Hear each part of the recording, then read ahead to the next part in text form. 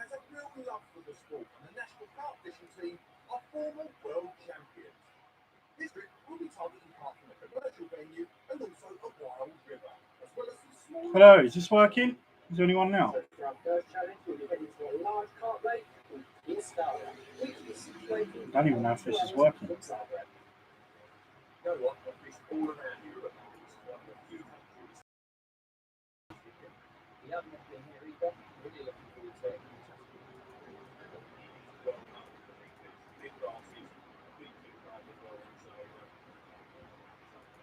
Target fish would be a £30 best. Oi, oi! So there are people here. Fantastic. I didn't know if I was actually live. I'm not very good at this. I've done it. I can't quite remember what I did last time. So, yeah, it's a bit messed up at the moment. But hello, everyone. I hope you're all well. I was reliably informed Fishing All Stars is on, so on my Facebook page. So I completely forgot that was on. So I'm sorry if I disrupted you guys watching or just about to watch Fishing All Stars. I've never actually watched it before, believe it or not. So, yeah, should be interesting. I'm going to watch it while I'm streaming with you guys. So, so let's see who's in. Wow, there's a lot more people than I thought straight away. Hello, Dave Booth, Steve Wright, Alfie Marlin, Stephen, My Fishing Blog, Paul Richards, Carlos, Mark Hart, Danny's Angling Blog. I hope you're all well. Wow, yeah, I didn't think you guys would all be jumping in as quick as you are. I hope you're all good. Like I say, this is only the second time I've ever done a live. So, yeah, just talking randomness. I was on last night. Mark Harp's in the room, so I was on his live last night. I suppose it's going to be very similar, just me talking about fishing, you know, interacting with you guys. If you've got any questions about fishing or just general, then shoot ahead. You know, any questions, and just respond to what's in the chat, basically. So, just watching this, what's it called again? I just said it. Angling All Stars. That's it, with Dean Macy. I've not seen it. I've not seen it before, so I don't know if it's any good. I don't know if I'm coming across okay on the computer. This little black thing you see down here is a microphone. Because I live on the main road and I've got all my windows wide open and you hear sirens and all sorts going up and down from time to time when I do my fishing blogs on Facebook and also in my YouTube videos. You'll see that it drives me absolutely nuts. Sirens and all sorts. You know, when you live in South East London, that's exactly what it's like. Or if you live in Central or a city or something like that. So, so yeah, I've got this microphone now. I just bought it really. It's fairly new. It's a cheap one. Here you go. It's only a cheap one I bought off of Amazon. I need to get a new webcam really. I don't really do much of this, but it might be worth investing in a new webcam so I can do a little bit of webcamming from time to time. I am going to do some on the bank at one point live. I'll say. So let's have a look. That's me whittering on about what's going down. So we've got quite a few people coming in, more than I thought. 10 people in so far, which is really nice. Yeah, I asked a question last night. People were asking about Delks and how Delks is. And I wonder where he was actually, because he usually does a hell of a lot of lives. And someone had told me, as this, you know, Mike said in the comment section, that he's visiting his kids in Sweden. So that's fair enough, you know, family come first before anything. So, you know, I hope he's well. I wish him well. He's funny. He does make me laugh. So it's not the same without seeing his little fishing videos and that when he goes to France and he's local on that side. No, I wish him well.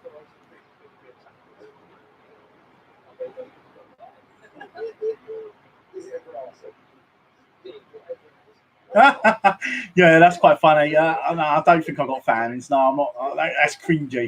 Thanks for that, Mike. But yeah, it's a little bit cringy for me.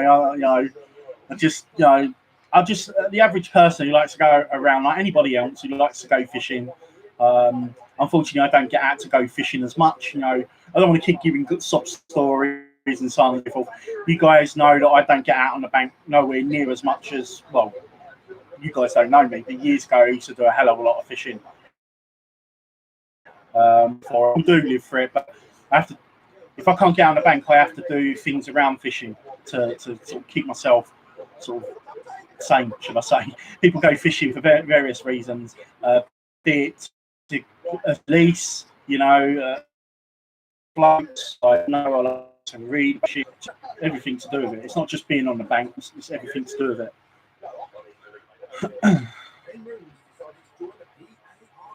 Yeah, I know, Mark Harp, yeah. I'm quite surprised, yeah, 10 people with Fishing All Stars on, but I suppose we can do a little watch as it's on at the same time. So I put it on actually on my screen and I got it on the main TV, so I'm just watching it now. I like Dean Macy. I think he gets a lot of stick from people because of his mainstream, next to athletes and so on and so forth. I remember seeing him years ago on Home and Leisure when he was making On Course with Dean Macy. I think I've got a few on DVD somewhere actually that were presents to me. He's got a lot of passion for it, and he's, you know, it's nice. It's a mirror. I think no one's to shoot. I reckon that. Didn't he used to be him? Didn't he used to have something to do with the Angler's Mail, like an editor or something like that? I could be wrong. He certainly is, Mark. He's a good angler. He knows his stuff. He certainly knows his stuff, and I think that's probably the sign of a good angler is someone who can fish for all species, I suppose. And he's one of those guys that likes to fish for all species, doesn't he? Be it river, lakes, you know, from rug to barbel to whatever, you know.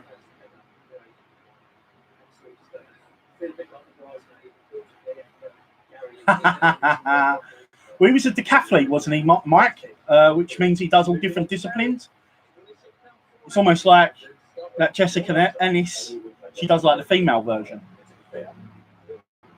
I don't think he's ever won it. Is it? I don't know if he won a world championship or I think he may have won a world championship. I don't remember him winning an Olympic.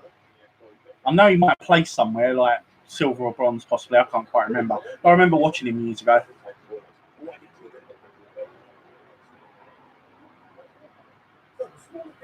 Yeah, he does. I've got to admit, I do like watching the big fish off. You know, it's a guilty pleasure of mine to watch the big fish off. It's like proper. It's proper. It's naff, but it's good. A lot of the people who fish with them, I know through the boxing industry and so on and so forth. You know, I've met quite a few of them. You know, like Tony Bellew and so on and so forth. I've met quite a few of them. Dave Caldwell. When I used to be around David Hay quite a lot, so yeah, I met a few of them, and it's a lot of the people who appear on that program have affiliation with matchroom boxing and matchroom sports like snooker, darts, boxing, that kind of thing. Joe, hello, Joe. Welcome to the chat. Hope you're well. Fishing wows. Have I been out fishing recently? Unfortunately, I'm not personally been out fishing. Unfortunately, I was meant to go this morning. I've got all my gear ready. I got across the bus stop, I got a bus, and I literally got bad vision to turn around and come home. The one good thing now is that I felt under pressure having to produce videos and so on and so forth. Now I couldn't give two hoots. You know, your connection is. No, please don't let my connection go. Am I still live? Oh, sorry about that. My connection just went for a minute there. I got a really dodgy connection because my laptop's wireless and it's connected to the router next door in my brother's room. So, yeah, where was I? Yeah, so I haven't been out fishing. Like I said, I was meant to go this morning, but I had to come home because I was just in too much pain. And I get out when I can get out. I mean, I'm off. I've got 3 more nights at work to try and endure because it's such a stressful thing just to get to and from work. I do like 39 hours in 3 nights plus travel. So I could be out 16, 17 hours a day. And tomorrow I would have been out for 24 hours because I had a doctor's appointment, which thankfully, whichever way you look at it, it's been cancelled. Because I would have been out for 24 hours plus, and I had to do another 2 nights after that because I would have had to have gone straight from the doctor's to work and it would have killed me. But 3 more nights and then I'm off work and I can fish for 2 weeks, which I plan to do what I can do, obviously, if I'm in pain or not. But I do plan on going catfishing with Keith. So we're going to do a 36-hour the second week I'm off. Hopefully we're going to be meeting up with my friend Kelly Crush. Any of you guys know her? She's a top predator angler who's awesome at catching catfish with her husband Teddy. So it'd be nice to have a little social with them. I'm also going to meet up with Jack. Some of you guys know Jack from the earlier videos, and we're going to do a bit of lure fishing, maybe a bit of worm and perch fishing on the local docks, that kind of thing on there, because I've not gone up there nowhere near as much as I wanted to. So too much carping gets a bit boring now. Now we're changing it up a bit. Yeah, definitely mark carp. Yeah, I think. Yeah, if you, like for instance, you do a lot of lure fishing, didn't you? Comes winter months, and you like to do the odd barbel session as well. Barbel's one of those species that I've never fished for, and every time I've gone to a venue that holds brilliant barbel, they've always held really good pike as well. So, I mean, of recent years, I haven't managed to get out to these venues that I once did, and I always shied away from the barbel fishing, and just obviously I went for the pike. Not to any avail. I had some decent pike, nothing massive, but they always held pike, good numbers and good sizes. I was just very unlucky not to get a big one. So yeah, unfortunately, I've not really been out barbel fishing. It's something I really want to do, and it's something me and Keith have been talking about. But I've got to be very careful because of my balance. I'm not very good on my feet at the moment. I haven't got very good balance. So Mark Carp again, goo, Mike. Tried it once and found it rubbish. I've never tried goo. Keith's tried goo. I don't know how good goo is. It's meant to be this big super thing. There's this big to do about baits at the moment where people are talking about that. Obviously, bait companies are just flogging stuff for the sake of flogging stuff. Yeah, I kind of agree with that. I think bait's well overpriced. I think bait is incredibly overpriced, especially boilies. I mean, we won't get into that whole debate with the boilies, but you know, I don't mind spending something if it gives me a chance of catching. So, you know, if I thought a boilie at £10 a kilo or whatever it is will catch me fish, then I will use it. I used to use a mainline fusion boilies, and I used to fish a water called Hawkhurst, and I absolutely used to tear it apart with fusion boilies. I used other different boilies and different companies at the time, be it Richworth, be it Nutrabaits, what else was around back when I used to do a lot of carping. Quite a few different baits, and I found that fusion just literally tore the water apart. But you know, I used to use things like, you know, Mark Carp done like videos on chickpeas. I used to use things like that. Funny enough, actually, got this book by John Wilson. It's an old book. It's Baits and Artificial Lures. It's really, really old, but it talks about all the old baits you can get. I don't know if you can see there. No, that's showing you how to rig up an eel section. So you've got eel section there, but it shows you all like maples, tears, you know, chickpeas, caddis worms and grubs and things you can buy from pet shops and supermarkets. Really good book that is. It's falling apart, so I need to buy a new one. But trust me, go out and get a book like that if you're new to angling or you want to use alternative baits. That's an ideal book for you to look at things you wouldn't normally naturally think of using unless you was an old school angler, a bit like from 20 years and beyond. You know, I started 20 years ago, so I remember a lot of the old baits. Where are we? So I'm a little bit rubbish at this. So I'm a little bit behind. Paul Richards, do you enjoy catfishing or do you pike? I absolutely love all fish. Predators are the ones I love most. I don't know why it is. Just love predators, predatory animals in general, but predatory fish. But I would say out of the two, obviously, pike's my favourite fish of all is pike and perch. I find it very difficult to choose out of the two, you know, which one I like more. I would say perch got me into fishing. It was the first fish I caught. But pike, I don't know what it was. When I caught my first pike, the intensity of catching it, just I can remember every little detail about that first pike. Also, I can remember every little detail about my first double as well. I don't think things like that for you at all. But some of the stories, you know, if you'd known me 20 years ago, 15 years ago, some of the stories I can tell you. And I was really bang on my fishing, and I was fishing for all species. But I used to spend a lot of time on the fens fishing for zander. Zander was the one species that back in the day was still a little bit mysterious. I say back in the day, my day, which was like the late 90s, early 2000s. You know, people was fishing for them, but not like what they do now because they're more widespread now. So I used to head up to the Fens twice a month, really putting in the time and effort for catching some nice doubles. And back then, you know, a lower double finger zander was quite a big zander, you know.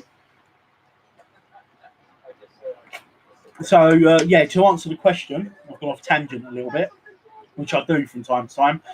Pike and perch are my favourite fish, but I do enjoy catfishing. And I'll tell you what I have enjoyed, learning how to fish for catfish in a predatory way. So I've used dead baits before, I've used squid, liver, all that, but I've never used live baits to catfish because there's a lot of venues that don't allow that. So recently we went to a place called Cackle Hill, which we're going again into its time, and I was using live baits. And I had 2 runs, but unfortunately I didn't connect. I was using circle hooks on the advice of Kelly and Ted, but because I'm not used to using circle hooks and winding down to it, because you don't strike into a circle hook, for anyone that's never used them before, you've got to wind down on those and then try and set it into the corner of the mouth. But because I'm not used to using those hooks, that's probably why I pulled out of both fish. Keith had a few runs and he pulled out of a few. So I think it's the inexperience of using circle hooks. And they were 4 O's, a massive thing. They look like shark hooks, like I was going toke fishing or something. Crazy. But yeah, I'm really enjoying the catfishing. I'd like to have done a bit more this year. Normally I only ever do a couple a season, but it's just how things go. Mark Harp still got it somewhere. Maybe I could give it away. Maybe I could give it away. Oh, what the goo? Long shifts, mate. Yes, if you're talking, I'm not sure if you're talking about my shifts, but my shifts are proper long. Yeah. For you guys that don't know, I work in security.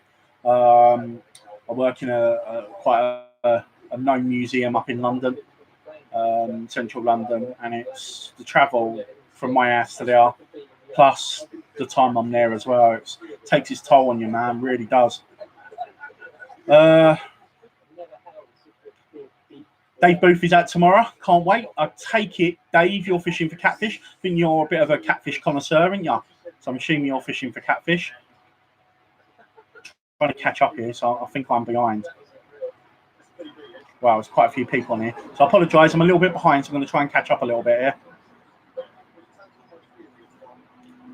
Danny's angling blog. 1 day left in work. It's Dason roach fishing time. Dason chub fishing time. Wicked, Danny. I hope you're going to blog that. Well, I know you're going to blog that. There's no point in asking you. But, just want to say congratulations, Danny. I've said it to you a few times on social media. I just want to say a massive congratulations. Somebody who works as hard as Danny does, doing his blogging and with family and all that. I'm not saying that others don't, but he really puts time and effort into it, and he's been doing a written blog for years and that. And you know, he's with Dimsmore, who makes shots and things like that, and he's just signed with Coram. I love Coram products. I'm sure we'll talk about Coram and tackle at some point later. But I love Coram products, and you know, I can't be more happy for you. You know, you put in a lot of time and effort, so you deserve it. I just wish if I had the main thing to me is if I had better health, which hopefully is going to happen over a period of time, especially when I have my operation, and if I had a car, because if I had both of those, I would completely be out all the time. I wouldn't be at home. When I'm off work, I'll go straight from work fishing and then come home, have a shower, and then go back to work 3 days later. So I do a 3 on, 3 off roll on at work.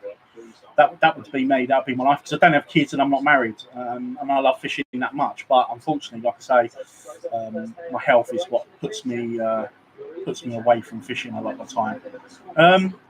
Might even do silvers in the day, sit for barbel at night. Yeah, definitely. Especially in the evening, barbel in the evening, I can imagine.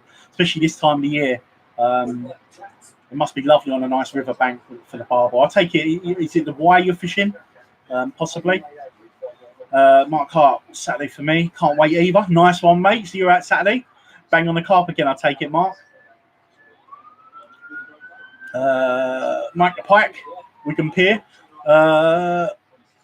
Mark Hamidi says he's great. He's himself laughing. Danny's angling vlog. Barbel fishing is epic. Must do. Definitely. I really want to do it.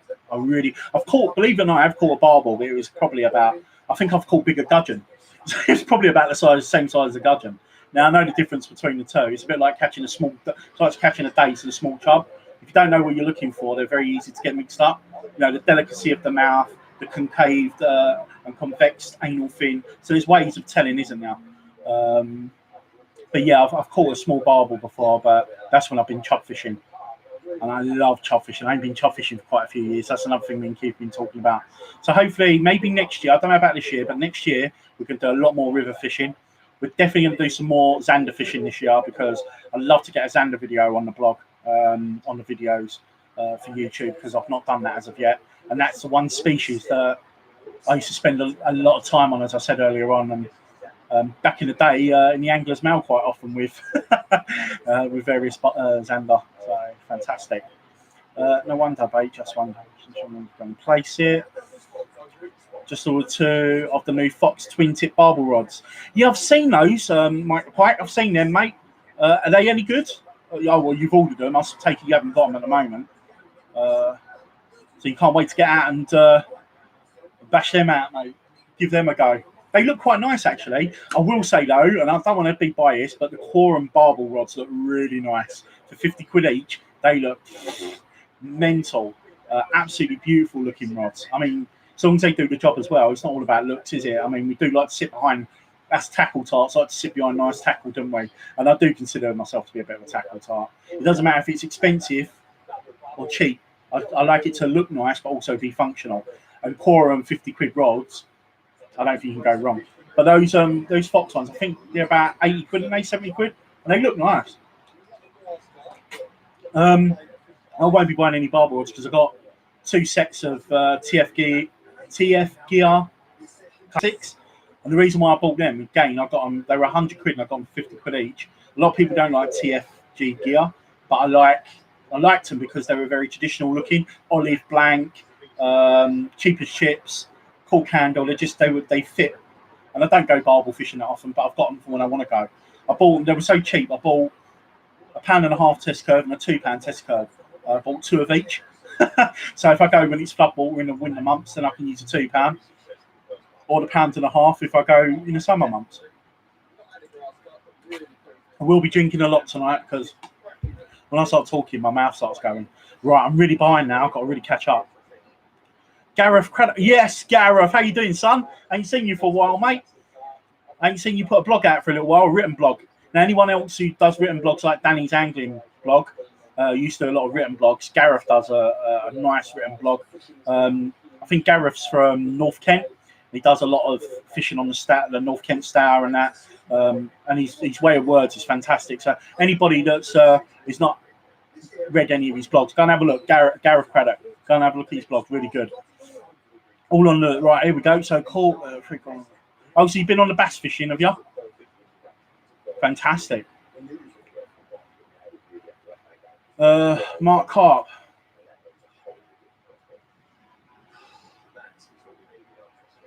Mark Carp's still talking about goo.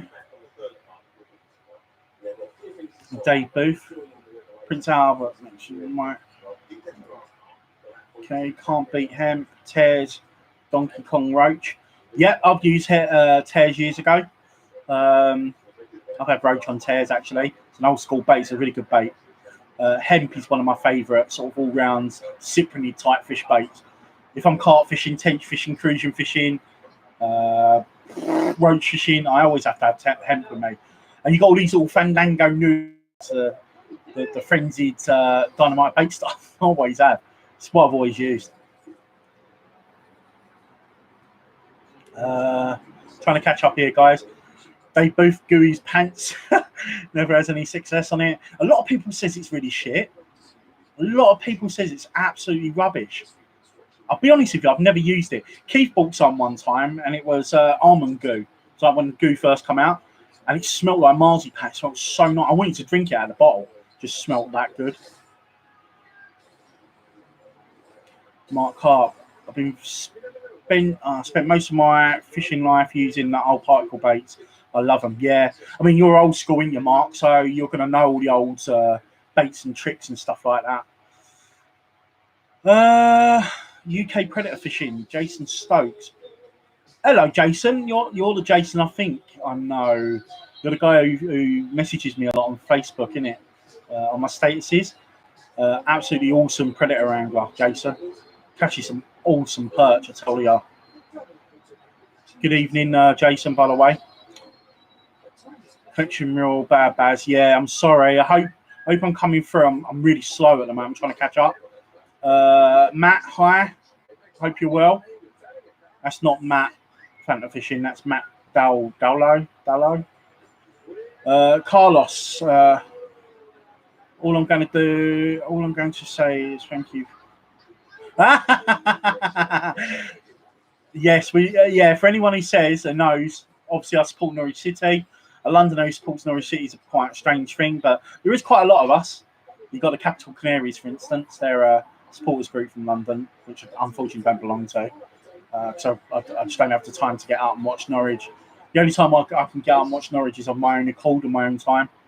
I would love to have gone if I wasn't actually fishing in the next couple of weeks with a lot of people and had planned trips. I was going to go on holiday to Great Yarmouth, just to take some time out, and I would have gone to a Norwich game if I'd got a ticket. We lost to Crawley Town, some Mickey Mouse Cup.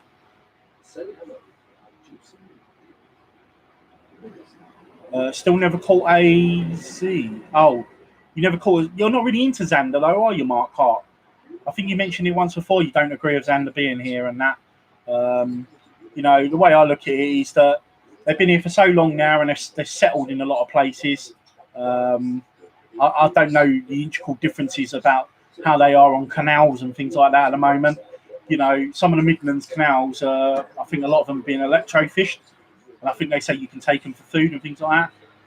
I don't know. I've done a lot of my fishing on the fens, so I don't know what the big thing with Xander is at the moment on a lot of the canals and a lot of the rivers that you're finding them on.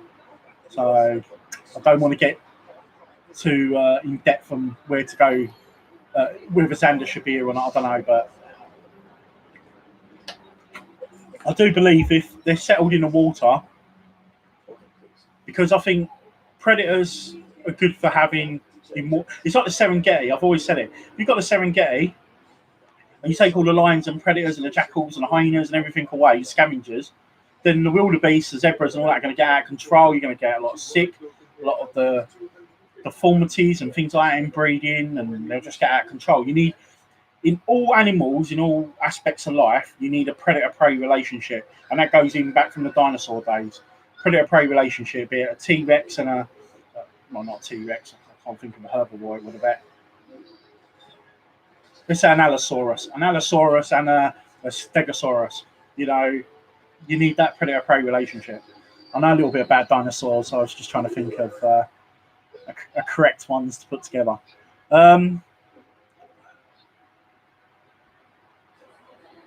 Carlos, lots of Zs on my bit. Where are you from, Carlos? Just wonder.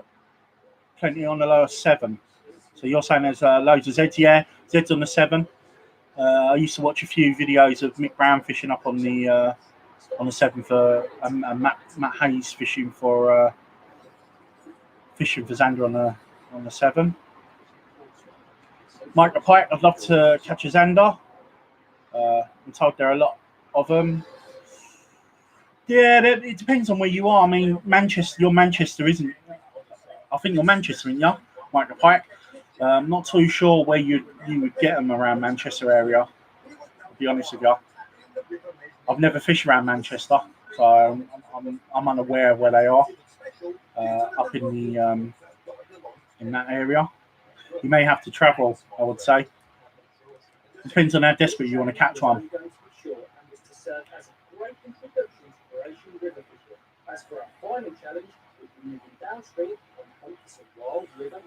They both taught you how to use circle hooks. I wish you could teach me. I'm absolutely crap with them. Matt asked me, am I still learning to drive? Not at the moment, Matt. Not very good health. And I'm a very large man. And the last thing on my mind at the moment is to do driving. I'm waiting on an operation. I don't know when it's going to be. There's a lot of fundamentals that leads up the operation. I can't just have it tomorrow.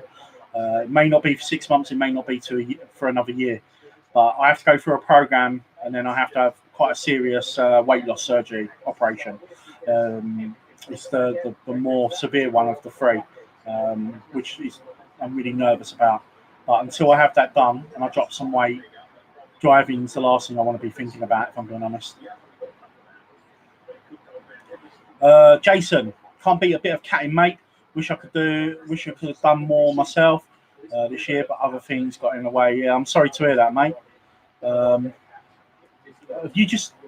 think you posted me something about one of your businesses, didn't you, recently on Facebook? But, fantastic. I hope you get out and you actually do a bit of catfishing at some point, mate. Like you say, maybe not this year, but hopefully you'll get out for the cats soon. I find that the cats are waking up. I don't know if it's me, because of the temperature change over the last few years. I find that the catfish are waking up a little bit earlier. People are fishing for them a little bit earlier in the year, and they're fishing for them a little bit later as well. So I don't know if there's something in, obviously, temperature and in the UK as to the cat season used to be a lot. I found it used to be a lot smaller than what it is now. I don't know. Maybe I'm wrong, but that's just what I'm thinking. Yeah, no worries, Danny, mate. You well deserve it, buddy. You really do. Car's a massive thing. You know, I've always said one of the biggest pieces of tackle you can have in your arsenal is a car, because it allows you to get to any bloody. For me, because I don't have the commitments of kids and wife and all that. Unfortunately, I'd love to have that. You know, I'm quite envious of people that do have that, but because I don't have that, if I had a car, I wouldn't be at home. I'd be out all the time. My PBs would go up and all that. And at the end of the day, we put ourselves out there as YouTubers, or even if you was just someone who was posting loads of photos on Instagram, and you put yourself out there, you do it for yourself at the end of the day, don't you, as well? That's the main thing you do it for. But, yeah, I think as you get older as well, your views change on how you do things and think about things, just in life as well as fishing. You know, for me, PBs are lovely, and I'm always chasing that big pike eventually, but because I haven't had it, eventually when it does come, it'll be something that's going to be very special to me. I ain't going to lie, I'll probably break down crying, have a little cry to myself about it, because it'll mean so much. Now, if I went out and caught a 30-pound pike on my first year of fishing, you know, obviously I want another one after that, or a bigger one. But, you know, for me, the chase of it is the thrill, I suppose.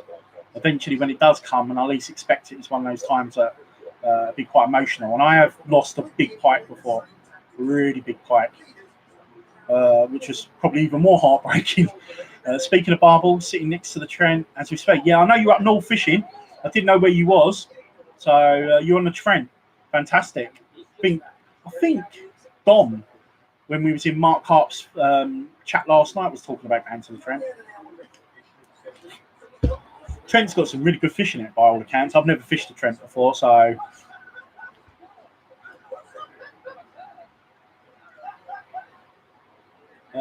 Mark, yes, that's right, mate. Yeah, you're fishing through, because your carp season, you like to have a little bit longer, didn't you? You know, some people like to, because I suppose we're getting warmer temperatures into the winter months. I suppose, you know, those carp are going to be, they're going to still be feeding around that time. So, you know, if you're into your carp fishing, which I know you are, there's no reason why you wouldn't sort of fish into November for them. Just got out there, strong winds.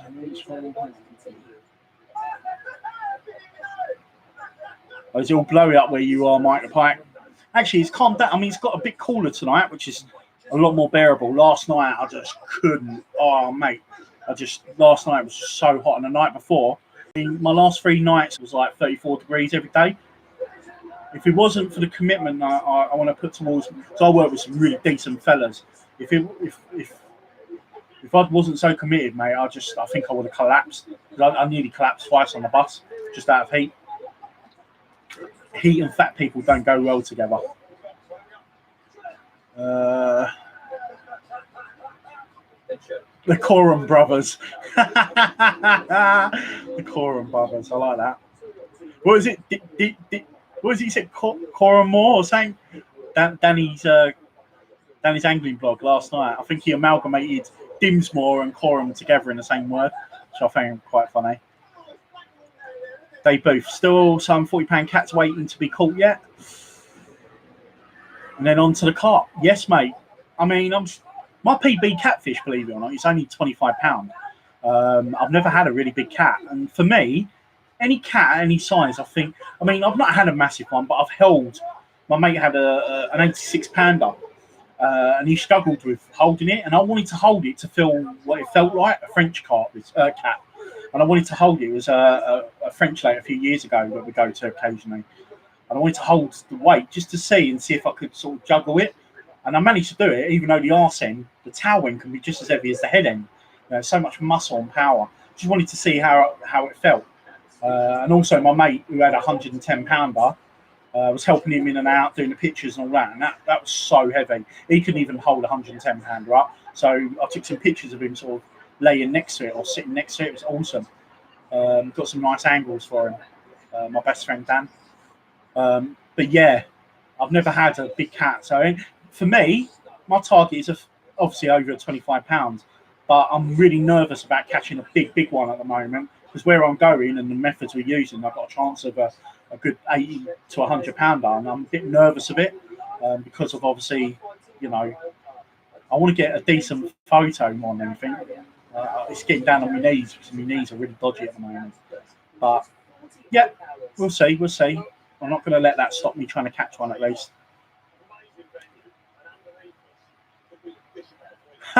Long rods and thick pods, brothers. Well behind here, trying to catch up. Where are we? Sorry. By the way, you may see me reading out words wrong and stuff, and you may even see me when I'm texting as well. When I put text out, I've got really poor eyesight, and I haven't had my eyes tested for 7 years. So when it's my birthday next month, once I've got all this fishing and all that out of the way, I'm going to go and get my eyes tested and get new rims because my eyes are so bad. Where are we? White Rose Ventures. Hey, hello, mate. Long time. I won't call myself sexy. Maybe big sexy. I don't know about sexy, but you can call me big sexy if you like. KH Tree and Landscape. Gooey's crap. A lot of people are saying that, mate. A lot of people are saying that.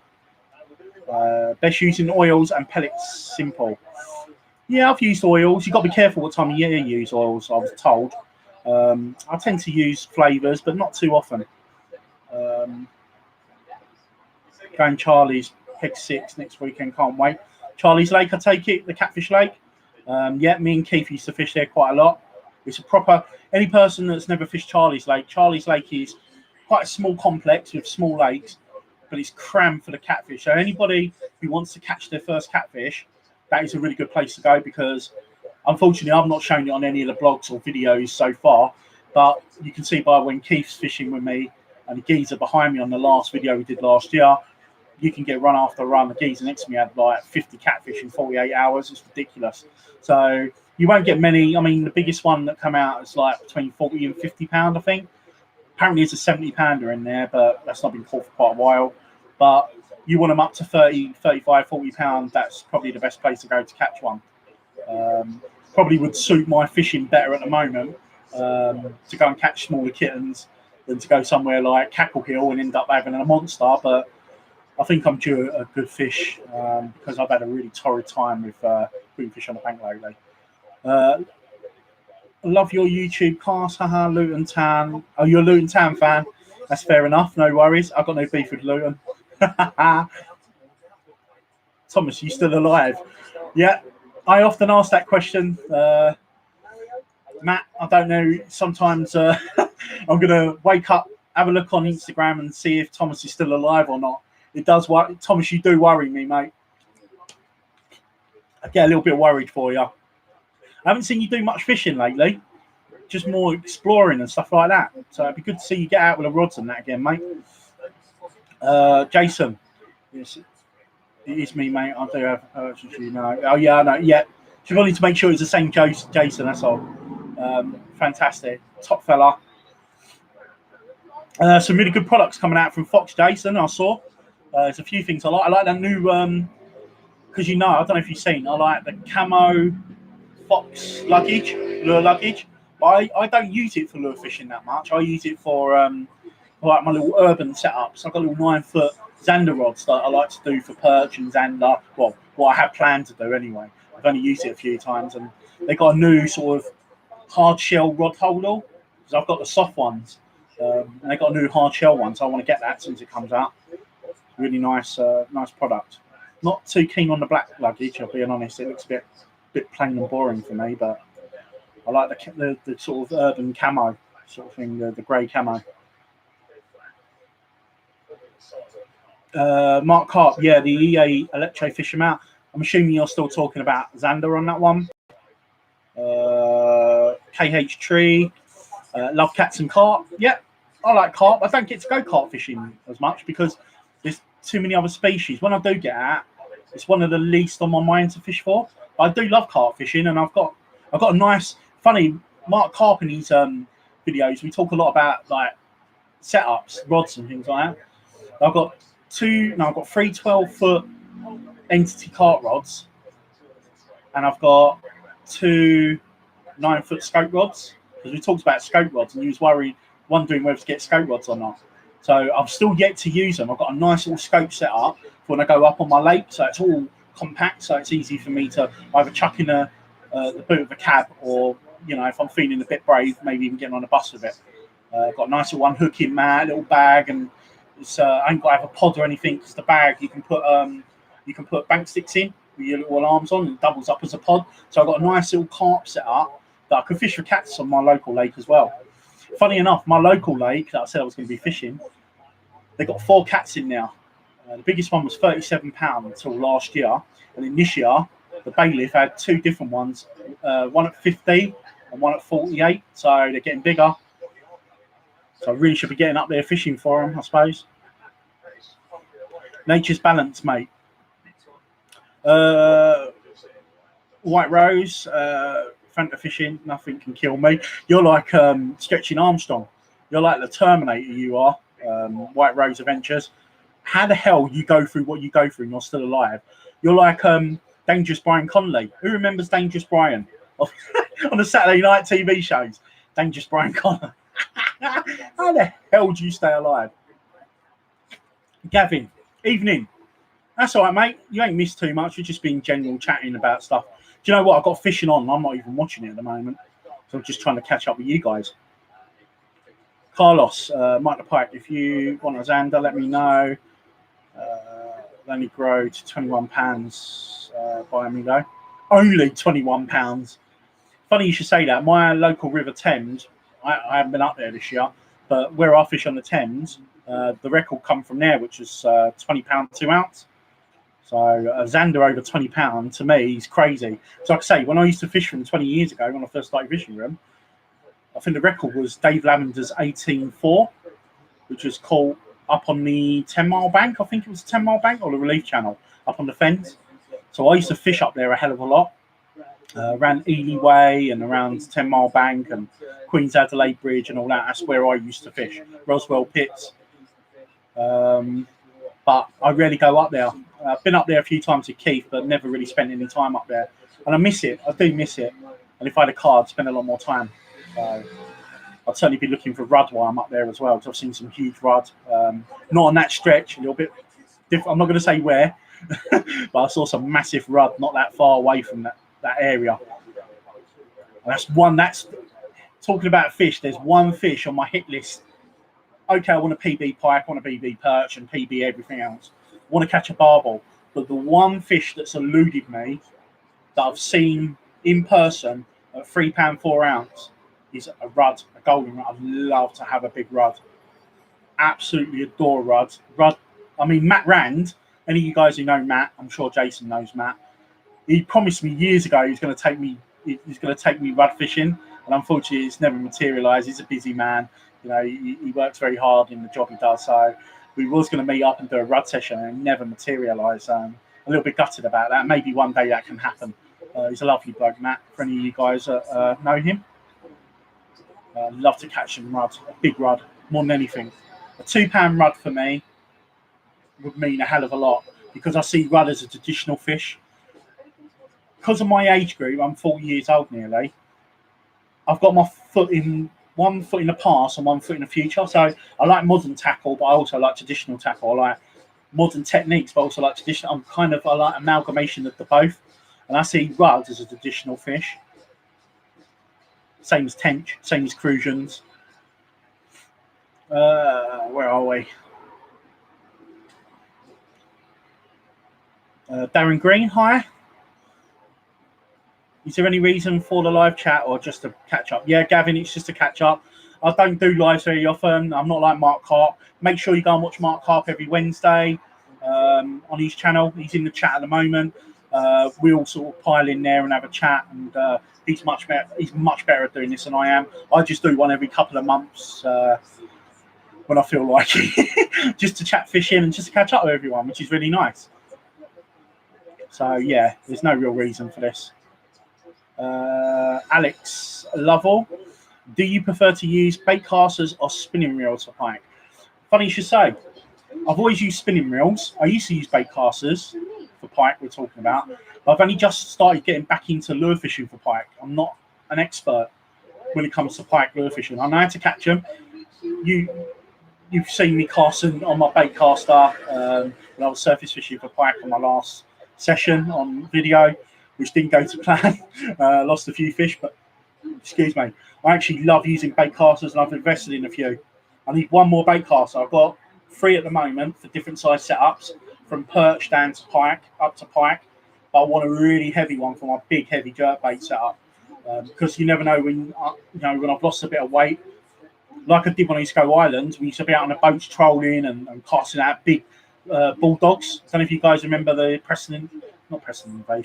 Musky Innovations, bulldogs and things, Magnum dogs and all that. We used to use big lures. So I'm no stranger to big lures, but it's been 18, 15 years since I've been using big lures. So I've only just started to get back into it. So to answer the question, I've always used spinning rods, spinning reels, like fixed ball for perch mainly, because that's the only lure fishing I've been doing up until about a year ago, where I've got back into pike fishing. I'm starting to get back on the bait caster. So for pike fishing, I like the direct contact of a bait caster, and there's a lot more fun with it as well. So that's the answer. My answer. I'm sure everyone else has got a different answer.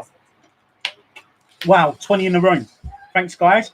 Get liking the old thumbs up. That really does help the channel. If you don't mind, give me a thumbs up. That really is appreciated. So it's really nice when you get questions like that. So anybody's got any questions, just throw them at me. Okay, where are we? I'm trying to catch up. I'm so behind. Had a main lake, Hawkhurst, £28 common. Big one out of bounds area first time. There, mate. Had 48 cats. 48 cat. Yeah, no worries, KHG. I think I remember you actually messaging me on one of my videos, just asking me a bit of advice. And, I have no problem telling you. I mean, I used to fish Hawkhurst. That's where I learned to carp fish, believe it or not. Years ago, I used to do a lot more carp fishing because the friends I used to fish with were carp anglers. So most of the places we went to were carp lakes, and obviously there's no pike in Hawkhurst. So what do I need if I want to go fishing with my mates? And I have to do fishing. So I thought, I'm not really into carp fishing. But when I started fishing with them, I got into it. I really enjoyed carp fishing. I learned how to fish for carp. Now I'll probably be out of my depth a little bit when it comes to things like rigs, but I would use the same rigs as I would use back then. As Mark Carp said last night in his live, I would use what I learned back then. I mean, I've only got about 3 rigs in my arsenal. Now, I don't believe in Fandango rigs unless there's a reason for using them. But the first big carp I caught was on Dove Lake at Hawkhurst, and that was a 19.5 pounder, and that was the first session I ever did. And that was on a pop-up, and it was just normal braid. It was just like, I think it was Quicksilver braid from, is it Quicksilver? Yeah, Quicksilver braid. It was £20 braid. It had no coating on or anything. Split shot, hook, and boilie. And the boilie was a club boilie from Solar Bait, squid club boilie. And it blew my mind. Right up against the island, and bish bash bosh on my first big carp. After that, I caught quite a few 20s up there, and never had a 30. Lost quite a few cats because I wasn't fishing for them. Took me around the island and bummed me, but unfortunately, that's just that's how it goes. But no, I'm not the best with advice when it comes to carp, but I thought I'd tell you the little I knew about that place. And it was quite a long video, and I wanted it to be quite a long video because I don't do much carp fishing. Look forward to your next videos, mate. Great channel. Was a good watch. Thanks for that, Kane. Really appreciate that, Kane Lloyd. Like I say, I'm no Kyle and Alex. I'm no Totally Awesome Fishing. I don't have the followers. I don't have the outreach that those guys do. I don't do enough videos. I'd like to put a lot more videos on the channel. But if you don't know, like most people do, my health really sort of lets me down from going as much as I want to. So I try and get out as much as I can. And then obviously there's the filming aspect of it as well, which is a bit of a pain in the backside while you're actually fishing. Because I find that you've got to start focusing on filming as well as fishing, which is a bit of a pain. But it depends on what sort. I mean, I'm not, I'm no Michael Bay. My production is quite small. I've got a little handheld camera, and I use my phone. So, and I got a GoPro that I use as well, which I found quite handy when I was lure fishing. Where are we? White Rose Adventures. I've given up on fishing for now. No, get back into it. I want to see you fishing again. You're doing quite well. You had some decent sort of perch and pike, didn't you? Last fishing videos I saw you. It was quite a while ago. But no, get back out on the pike and the perch on your lures, mate. So I like watching. The only thing I would say, and this is just personally, might as well talk about it while I'm here. Some people like action-packed 10-minute videos just showing loads of fish being caught. I had this conversation with my boss the other day. But some people like long videos where they're blogging and talking about their life and their history and their fishing and so. I personally like both, but I like videos to be longer because I view them as like TV programs. I barely watch normal television now. I like to watch loads of fishing blogs. So the longer the blog, like for instance, there's a blog I'm going to watch tonight after this live, which is it's not a fishing one. It's a guy called Joe Robnick who does bushcraft. Now I don't do bushcraft, but I find it quite interesting. And his is like an hour and a half long. To me, that's like watching a film, and that's what I want to watch. I think what you do is when you make those long videos and you talk about life and stuff outside of fishing, it's showing your interest as a person. I find it really flattering when someone buys into me as a person because I don't think I'm that interesting, but I can talk for England. I'll sit and chat and just talk for England. So that's why sometimes when I'm blogging and vlogging in my videos that I go on a little bit, I try and be mindful to try and keep them as short as I possibly can. But you'll see that I do a lot of talking, and maybe it's because I don't catch fish is why I do a lot of talking. But yeah, I like to watch those videos where you invest in somebody. And that's what makes me go back and watch them videos. But I also like the action-packed videos. When you watch videos like, let's take as an example, who I find has got the balance of both, and that's going to be the small fry production boys. So I don't know if any of you boys are in watching tonight. I love Dave. Dave and Noel are they're wicked. I love their personality. Essex boys, love their personality, the way they come across on camera. They do their own thing. They don't get fazed by anyone else or what anyone else says. No one really has a bad word to say about them, in my opinion. I've never seen that. They catch loads of fish. I just love everything about watching a channel like that. So they incorporate everything. And you see a little snippet about them. Okay, they don't talk about their kids so much. They don't go into like what I do. I talk about life, work, all that shit. But I love watching their video. I think they've got that fine balance, brilliant. So, but I watch a lot of people's videos. So, let's see. Oh, White Rose Adventures, mate. You're going to scare me one day, man. I'm just going to see some really bad news. Got to be really careful. There's nothing wrong with getting out and being a bit adventurous and that, but you've got... Right. Carper Stew. Evening, mate. Hope you're well. I'm going to try and speed up a little bit here so I can catch up. I'll be in touch about the Zeds coops. Wicked. So you're planning a Z session at some point? Okay, so that's you guys just talking about actually meeting up, catching up. Carp Stew, what's your vlog with the winter? Very interested in trying this winter. Yeah, I mean, if you can do some catfishing in the winter. But the guys that showed me, Keith has learned a little bit already because he's done a few sessions with my friend Kelly. They're sponsored catfish anglers. They also know there are other predators as well. they're specifically sponsored catfish anglers, so they know catfishing inside out. You know, they're fishing from week in, week out. I've never used the winch rig. I've never used winching out live baits. I've never used tipper rigs or dumbbell rigs. That was all new to me, and I found it very interesting. You didn't see me in the video do all the casting. I promise you I did do it. You didn't see me obviously in the video because I'm Steven Spielberg. I'm the one doing all the filming. And to be honest with you don't want to really see me too much in there, around and the tits up and down. So it's better when you've got a better looking Keith on camera. You know, Keith's doing the demonstrations for you. So yeah, you took a little bit from it actually. Oh, cool. I'm catching up. I'm getting there. Okay, where are we? I think it's great that we can all jump on someone's live and all just have a bit of banter. Yeah, Mike the Pike, spot on, mate. Yeah, if you want to jump on and just have a chat, you know, chat amongst yourselves, and I'll just jump in. As simple as that. I don't mind. I quite like going on other people's lives. Actually, I'm a little bit sort of when I start talking, as you notice, that's why I've got water with me. I start talking, and it all just comes out, and then I sidetrack and I go on to something else and talk about something else and. Fishing still on telly, and I've probably seen about 2.5 minutes. You see, Dean Macy's actually holding something at the moment. What's he got? He just caught a 36 pounder. What is it? A carp? Is that carp fishing? Yeah. Oh, that's nice common, isn't it? See, I love those shape of commons.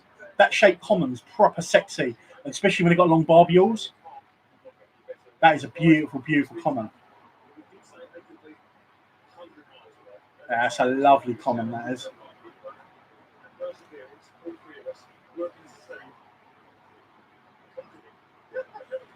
Right, where are we? So, Wigan, Mike the Pike, my missus found my old Lucky T-shirt this week. And I went out to the club lake and fished naked chod. Same as I did last time. I wore a T-shirt, got a solo to it. Oh, nice one. There you go, you got a Lucky T-shirt. It's funny, does anyone, I don't know if anyone else is superstitious on here. Is any of you guys superstitious as well, or you have to have something? I'll be honest with you, I'm not too superstitious when I'm fishing. Not that I can remember. Maybe I do some things and not aware of it. I like everything to be neat and tidy. Oh, I've got this one thing, and it took me a long time to stop doing it. If I've got 2 rods out, some pike fishing with 2 floats, both floats have to be the same, both rigs have to be the same. Absolutely pathetic, stupid OCD that I had, and I've got to try and I've got my head out of it. Now I know it's okay to have a pencil float and a ball bob. It doesn't matter. It really doesn't matter. But I had to keep telling myself I had to not fish that way, and that's a bit stupid and a bit ridiculous. But that's just my personality. But I'm thankful that I've actually pulled myself out of that. But I do like everything to be neat when I'm fishing. I don't like a mess. I'm going to be using it for a pike. Hello, Dom. Welcome to the chat, mate. Hope you're well. Seems like only 24 hours I last spoke to you. How did your fishing trip go, by the way, Dom? Are you thinking of possibly going for carp this morning, weren't you? I didn't end up going myself, mate. I got on the bus, went up there, and I was in too much pain that turn around and come home. Just in too much pain, mate. So no fishing for me today, unfortunately. So I spent the day actually float making. I'll show you a few of what I've been doing up to in a minute. I'll say float making. It's mainly painting up floats. Excuse me, Kane Lloyd. Have you ever fished Birchmere in Thamesmead? Apparently there was record piking a few years ago. Yeah, that's right. Right, Birchmere. I've never fished it. Jack has. Young Jack, who fishes me on the channel occasionally, he's fished Birchmere. I've never done it, but I do know that they used to have a 40 pounder in there many years ago. If you go and look at the record books for 40 pound pike, something like the Book of Mammoth pike, they'll actually tell you in there that there was one in there at some point. So yeah, best thing to do, mate, is have a look at the record books, and yeah, but they did use it. I don't know if it's a record pike, but it was a 40 pounder. So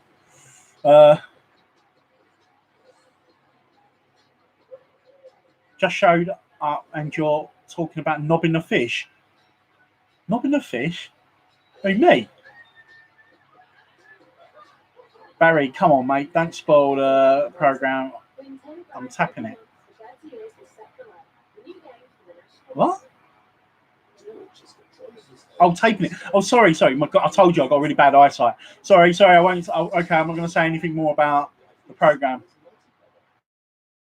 You're taping it. You want me to tell you what's happening. It's just a message by Dom. Gutting. Couldn't be asked to go fishing this afternoon, so played video games for 5 hours. Do you know what, Dom? I like that idea. I didn't do that today. I did plan, actually, funny enough, but I was going to go fishing this morning, like I said. And I was going to come home and then actually play some video games myself. Play on the arcade. But the new Sega Mega Drive's out next month, the new Mini. It's the new, which is actually made by Sega. All the mini Segas that have been made before are third-party, second-party shit. But Sega brought out a new Mini, so I've got to buy a couple of those to go for my collection. But yeah, I was going to have a game on the arcade tonight, but I ended up painting fishing floats instead.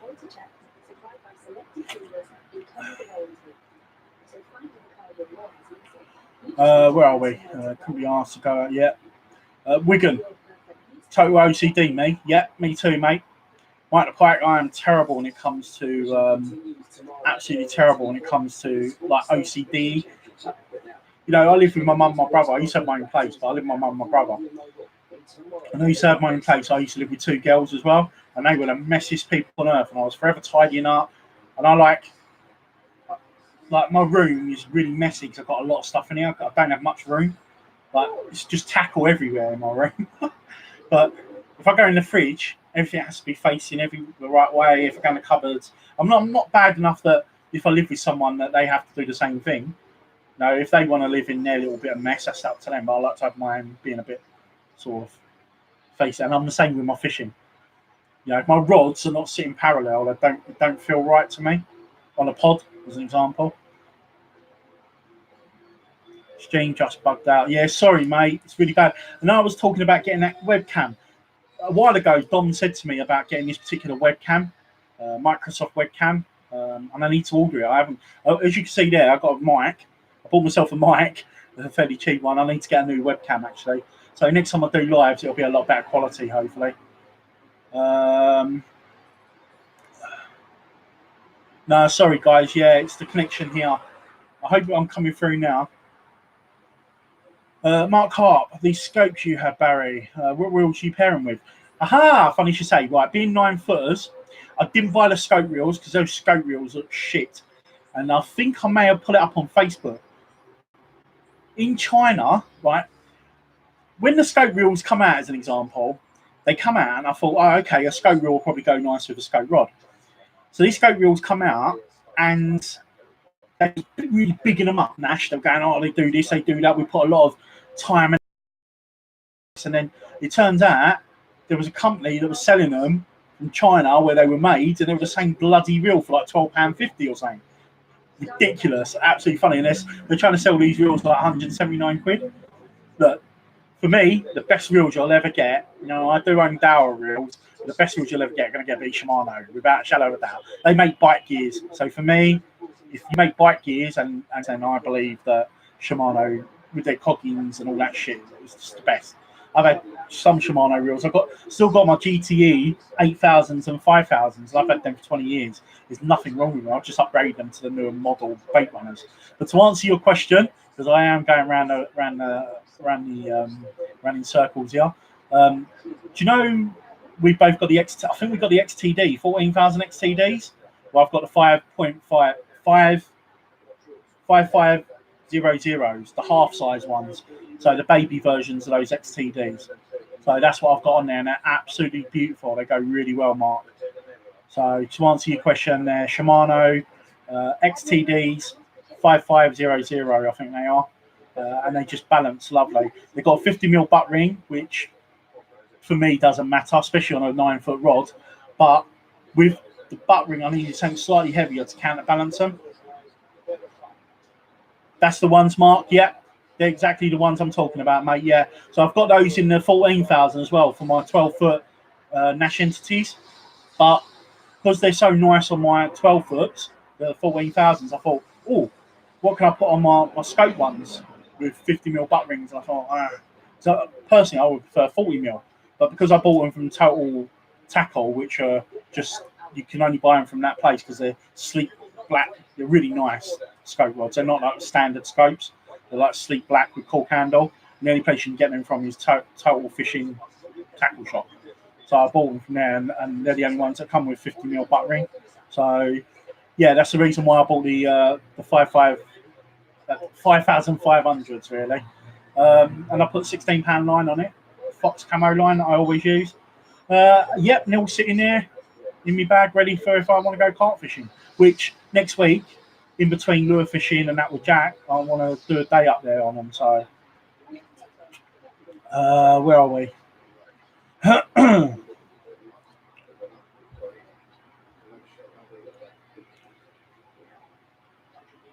I have to untangle 12 rods when I decide to go out and leave them all set up and dump them in the same corner.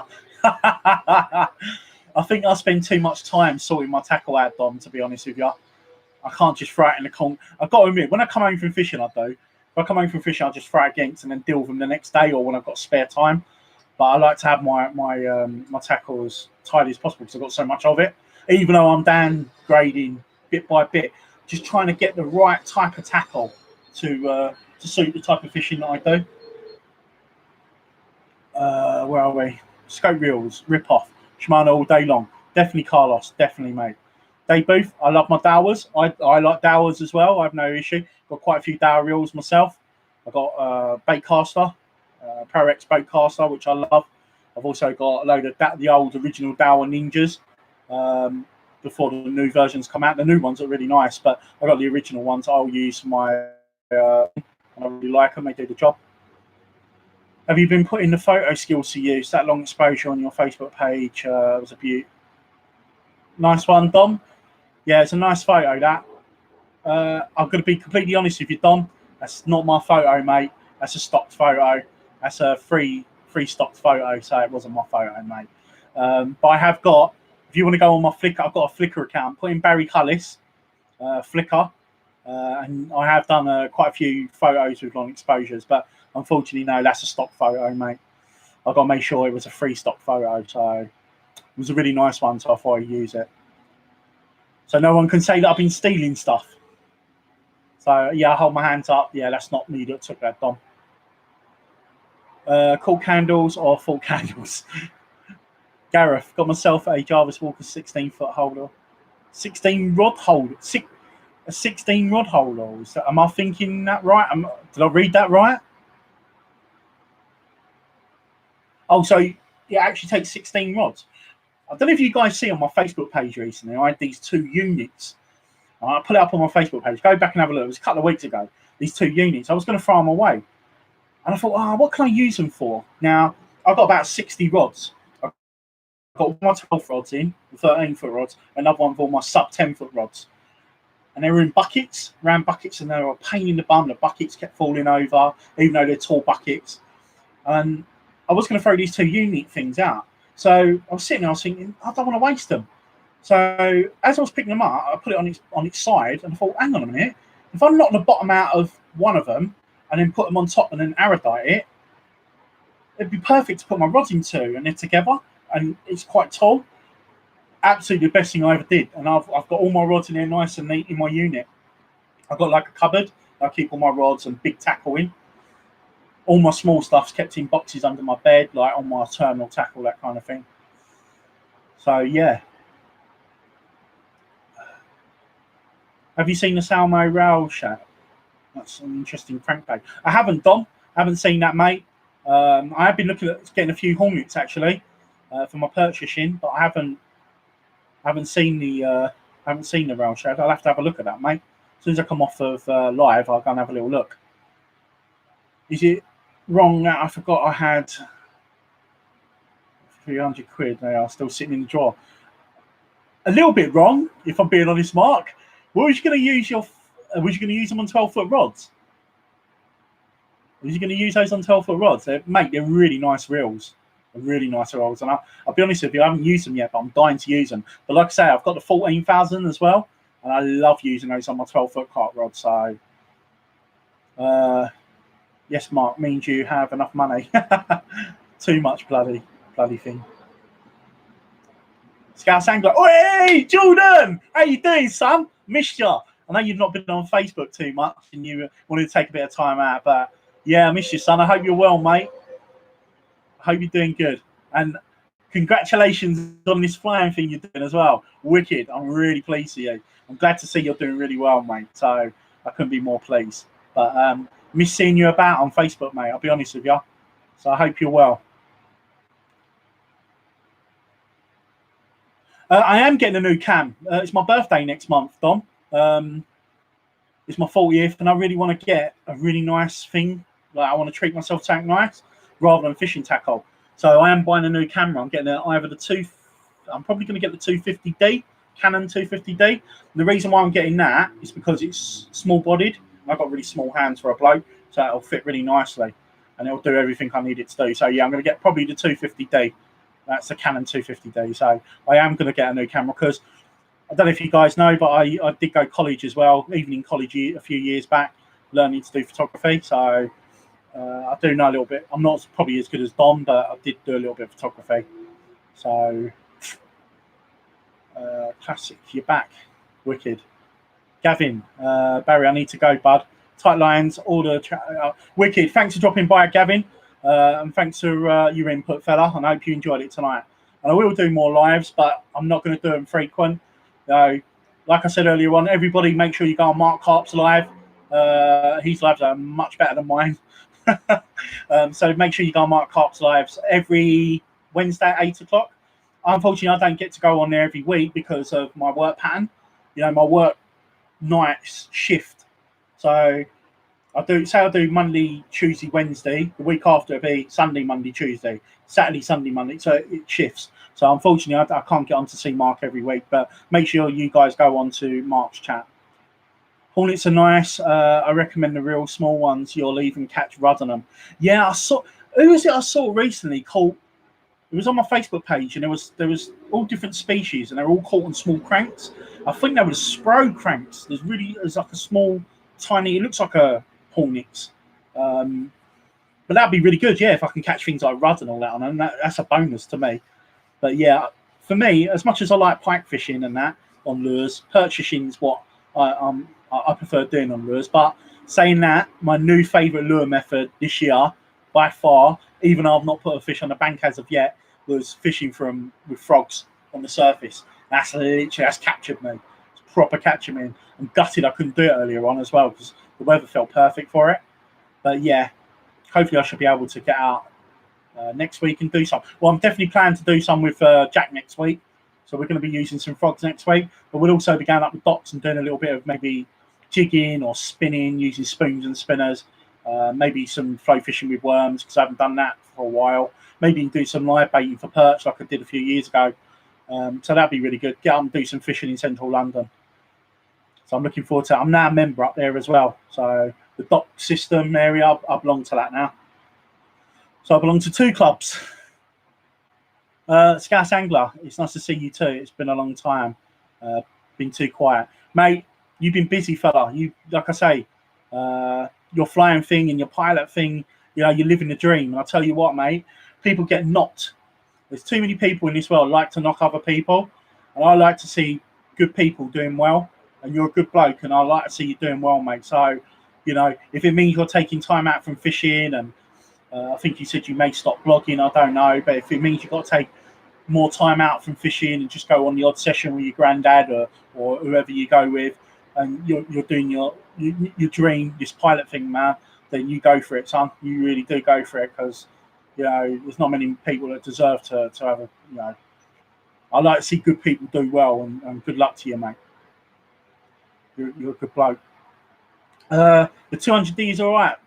Just big fancy lenses. Just need. Yeah, it's like you said, Dom. It's all about the lenses, really, isn't it, mate? You know, the lenses are what really do the work. You know, as long as you know how to use the basic functions of the camera. Now, a lot of people use auto. I don't like using auto because the camera then chooses the outcome of the picture. Probably, I mean, I used to have an SLR before DSLRs. And the old SLRs, when I was taking pictures of fish, obviously you're taking them and you're doing it on film, so you can't actually look back at your pictures. And I found that I was using the use of a digital camera, a digital SLR with a histogram was fantastic, because I find the histogram, getting everything right, is one of the best things that's been invented on modern cameras. So histogram for me is fantastic. But yeah, as long as you get your light levels and everything right. I like to have the background blurred out and just have the focus of the fish. So I've got a prime lens. I've got a 1.4 prime lens, which when I sold my, so I had a 500D, which was the first one that done HD film, 1080p, the first one, but it was absolutely awful for filming. So I sold it before I started blogging because I needed the money. I was out of work. I didn't have a job at the time. So I ended up using this little Samsung Compact in the early days of me making videos. Get old iPhone 4 as well back then. But I use a Canon camcorder because it's all compact. It's quite easy at the moment. I don't know if I'll end up using it for actual filming with, when I get a 200 or 250D. Either one, I'm not sure which one I'll get yet. Is it worth me spending a bit more for the 250 than the 200? I've been looking at reviews online and just seeing which one would fit my style better. So, but yeah, it's I'll probably end up using it just for taking photos, if I'm being honest. Not just fishing, but all-round photography. Maybe wildlife now. I'll end up collecting lenses again. So I sold all my lenses as well, apart from this 1.4 prime lens. Where are we? Scout Angler. Also have a new project called Perch Outlaws with myself and Carl. Facebook page and channel. Yo, come soon. It's on Instagram at the moment. Oh, right. Okay. I thought that was... Right, okay. That's wicked. I'll keep an eye out for that, Jordan. Perch Outlaws, eh? I like the title. Nah, no worries, mate. No worries, Jordan, mate. I'm glad you dropped by, actually. It was really nice to see you. Or speak to you, at least.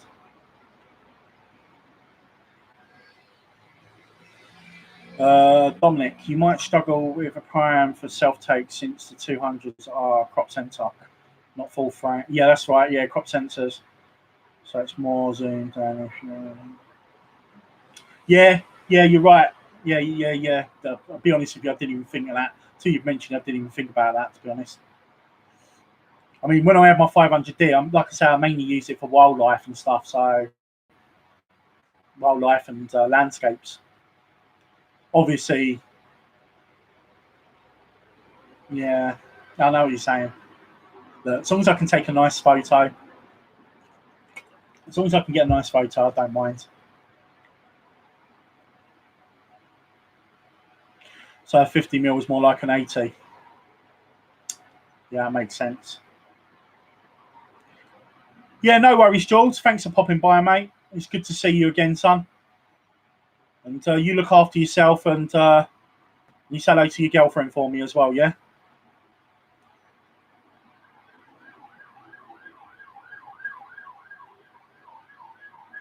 Yeah, great for close-ups and macro photography. Yeah, I like to do a little bit of macro.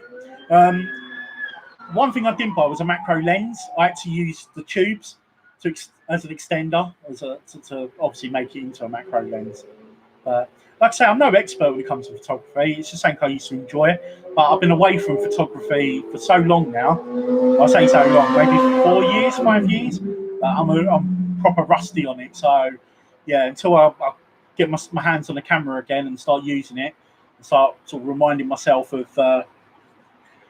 how to use. Well, I know how to use it, but it's it's been a while. So to use it effectively, shall we say? But yeah.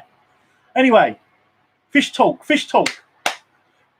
Where is everyone? There's 12 people in the room. Has no one got any more questions about fishing or anything to do with fishing? I was going to stay on till 10 o'clock, but if people are dripping off and I'm boring them to death, then I will wrap up a little bit early. I'm self-taught. I ain't paying for a course. Now, the reason why, I didn't pay for my full course. Mine was actually a bit of a present. So I didn't have to pay for it. I was out of work and my dad paid for it for my birthday present. And it was an evening course. It was only, I think I did 12 weeks and then I've done a 24-weeker. So I did level 1 and level 2. So he paid for it for my birthday present while I was out of work. I think a lot of it was to keep myself busy. It's one of the reasons why I started up the YouTube channel. When I was out of work, I wanted to keep myself busy. So I was just doing loads of hobby things, and that's one of the things was photography. And I was thinking about maybe using it as getting into for a career. You know, one of my friends, I've not seen her for a while. I'm not really in contact with her as much. She's a model, and her husband was a photographer, and we used to talk a lot about photography and that.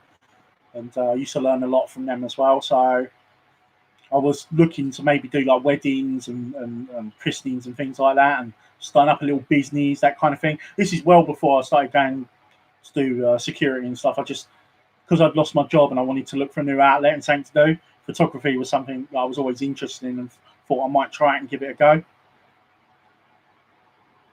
So I bought, with my money I had left when I lost my last job, I bought myself a new fish tank, which is sitting behind me with nothing in it. And I bought the camera. And that's where we went with it. Louis fishing trips. Anyone now? Any decent spots for barbel around Surrey? Surrey. I fish Surrey, but mainly lakes. I've never fished any rivers around there. So Surrey, I fished Dorking area like Berry Hill, and I fished sort of mainly lakes and that. So I don't really know sort of Surrey spots for barbel. You never tried the Thames, Lower Thames for barbel? There's some big barbel in the Lower Thames. If you were stuck in the middle of nowhere with a barbecue, would you eat a perch to survive? I don't know, because would I eat to survive? I'd eat most things if it means I needed to survive. I wouldn't do it any other time, but yeah, if it was survival purposes, I would. I don't know what perch tastes like. I heard zander tastes much better. Well, I know, I've had zander before in a restaurant. Pike's meant to be sort of nice, but I've never tasted pike personally. It's like we talked about with eating fish, native UK fish. I think if it's farmed and it's done properly, there's no reason. I just don't like it when you got waters where fish stocks are so depleted at the moment, or you've got private lands with private fisheries, and you've got people just taking fish left, right, and centre. That's what I have an issue with. If things are farmed and done right, like farmed salmon, as an example, then I have no problem with people eating fish like that. I mean, I've seen carp. What's that food market up in Borough Market? So I've seen carp because you get a lot of Eastern European people obviously eat carp for Christmas. That's like we have turkey and they have carp. And I think if you buy carp that's been farmed from a fishmonger, then as long as it's not been knocked on the head, taken out of a lake and that kind of thing, I've got no time for that. But I've never had perch before. And would I eat in a survival situation? Probably. I think most things. But knowing me, I'll probably cook it all shit and probably give myself food poisoning and kill myself anyway. So Mark's still here. Pete was still here. Woo! Can't believe Pete was still here. Still 15 people in the room. Blimey. I started to bore myself a little bit. I'm surprised you guys are still listening. I mean, me KFC, Jesus, that Kentucky hot sauce is bloody hot. I'll give me a hip cut. I'll be honest with you, I loved, obviously because I can't eat stuff like McDonald's and KFC and all that, I long for a KFC. Just a piece of the kernels, I can taste it now. But yeah, to be honest with you, when I go fishing, I don't eat that much when I go fishing. I really should be fishing more often because people have to, like, people I fish with, go, you had anything to eat? Like, no. I get not so much focus. I just don't feel hungry when I'm fishing. I bought food, taking it with me fishing for 36 hours, and then brought it all back where I've not eaten. The last trip, I had really bad belly for 36 hours when I last went catfishing, and I didn't hardly eat a thing. So yeah, I hardly eat when I'm fishing. Probably the best one was when me and Keith had fish and chips up on the fens. That was awesome. It was raining and we were sitting with our bivvies, He's sitting in their booths opposite each other, just having fish and chips. It was just good times. Times like you don't forget.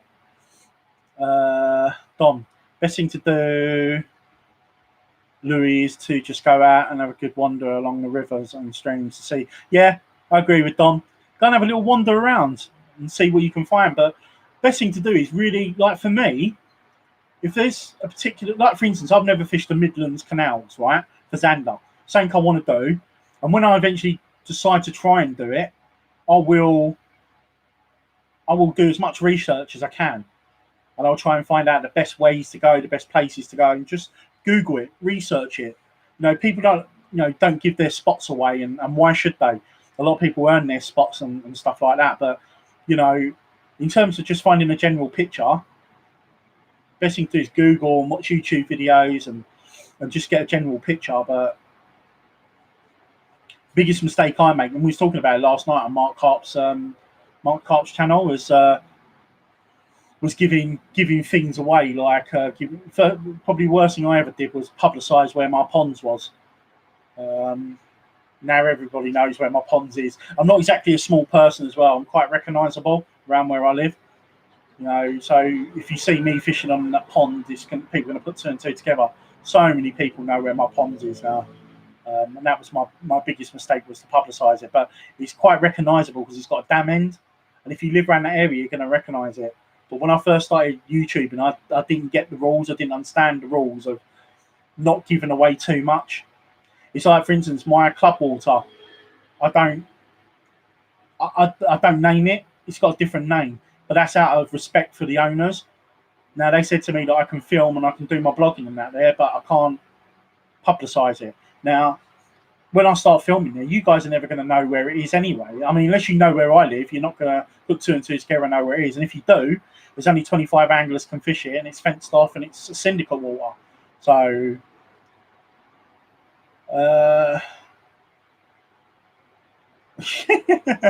Dom, throw him against the wall and kick him along the floor. Libs. That's Libs, man. Jeff Cross. Hey, evening, Jeff. How you doing, son? Nice to see you. Thanks for joining us. We compare. I fish hungry in the summer and eat well in the winter.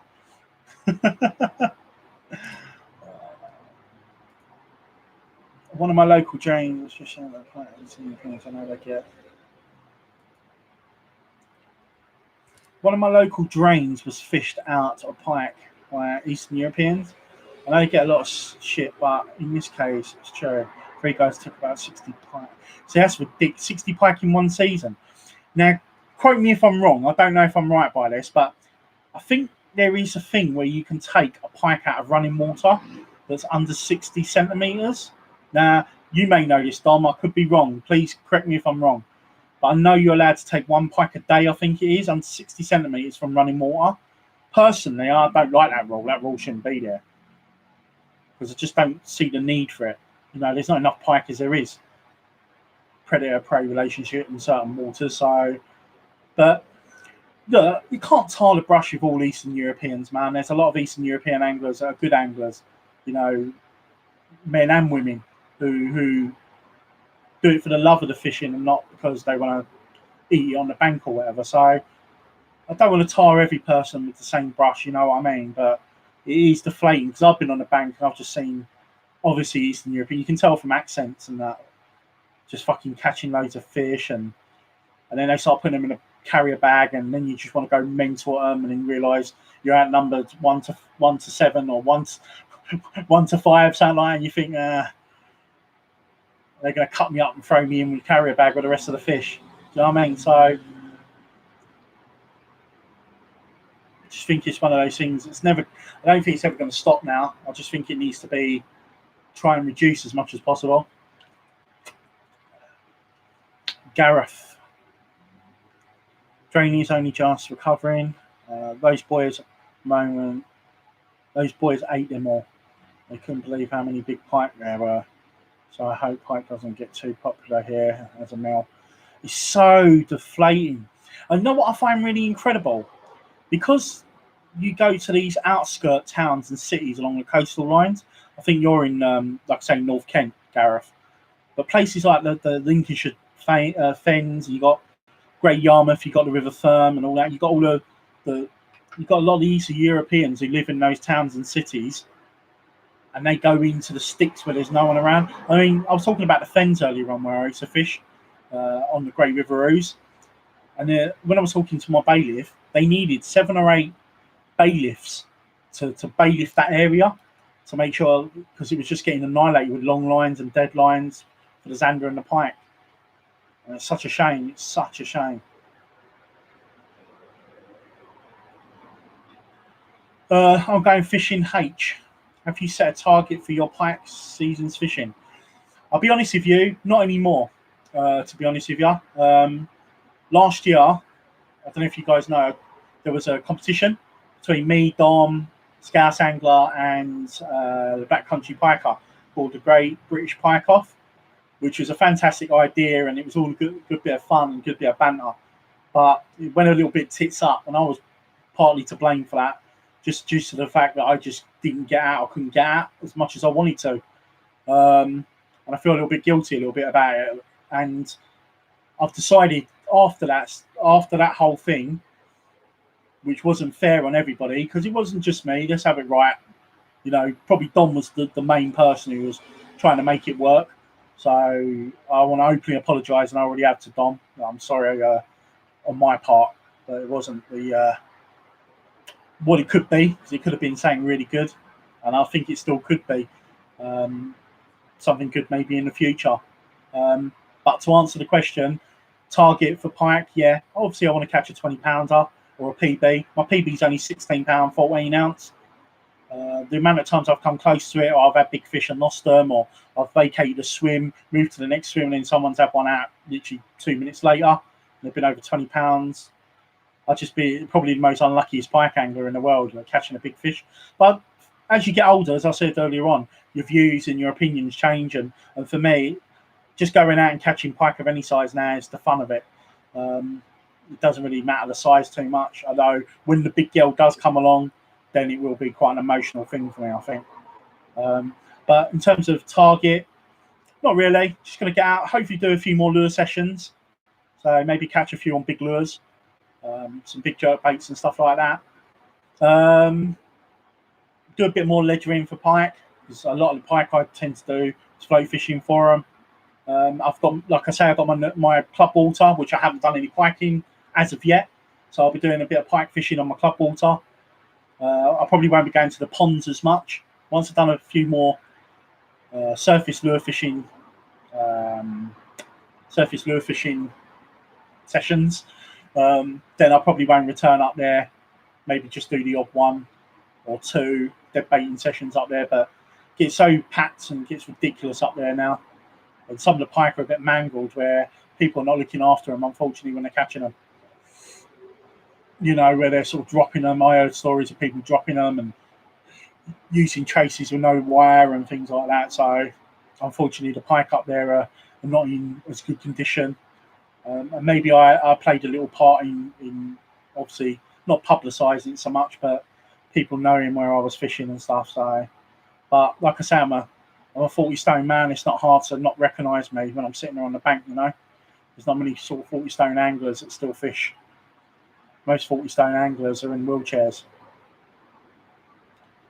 Because, trust me, it's no fun.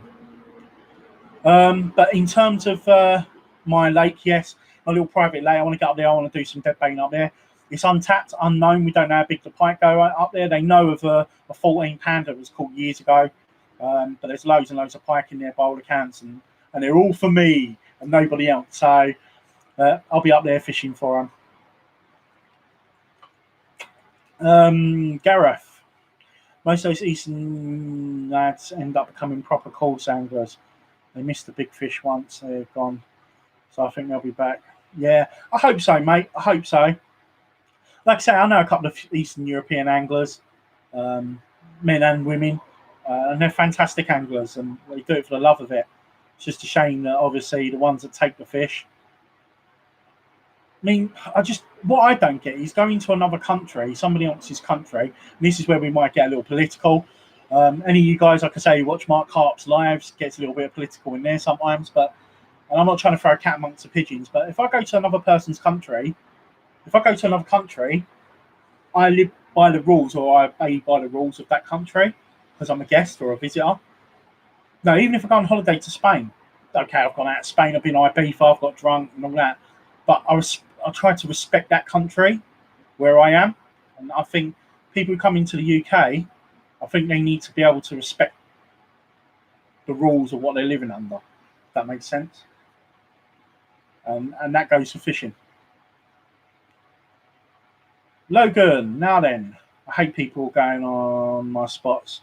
I got followed onto a load of my spots by someone. Yeah, that's the problem. I'm sure if Dom's still here, he's had that issue. We was talking about it last night in Mark Carp's live about how he took a lot of videos down because people were just watching where he's fishing on the videos and then annihilating his fishing, jumping all in his swims and his spots, seeing where he's fishing, and then ended up him catching the same fish, and then most of those fish that were fin perfect were proper mangled up. And it's pretty similar to what I was saying earlier on about my ponds. You know, when I first went up there, the fish were all right, and then over a period of time, I'm not saying there wasn't beforehand, but I didn't see any deep, like bad fish. But over a period of time, they got mangled up mouths, and one of the fish has been caught so many times. When you chin him, it's like a handle. You know, it's like someone's hand. It's like a grip. You know, when you chin a pike and you have to feel for the right place to put your hand. Well, this was like a ready-made handle in the pike's chin. It's just soul destroying. Mark Carp, me political never. Thing is, Mark, I actually agree with a lot of your views, mate. I actually agree with a lot of what you say. Fish with your tips in the water, people. Can't see which zone you're fishing. You're always going to get people piggyback riding. Look, there's nothing wrong, right? I'm going to say it now. There's nothing wrong with going on to Google. There's nothing. With fishing, there should be etiquette. There's nothing wrong with researching new places where you go and what's going on, and yeah, common sense, mate. Exactly. There's nothing wrong with trying to find out a new water you want to fish. Like, for instance, if I was going to go and fish the Fens for the first time, like I did back then.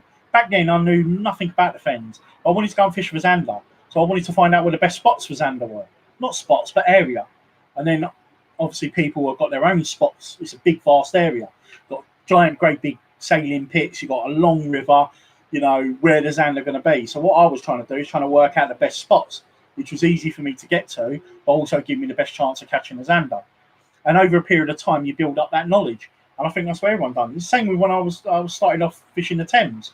I've had absolutely shit on the Thames, but the places I'm fishing, I know hold big fish.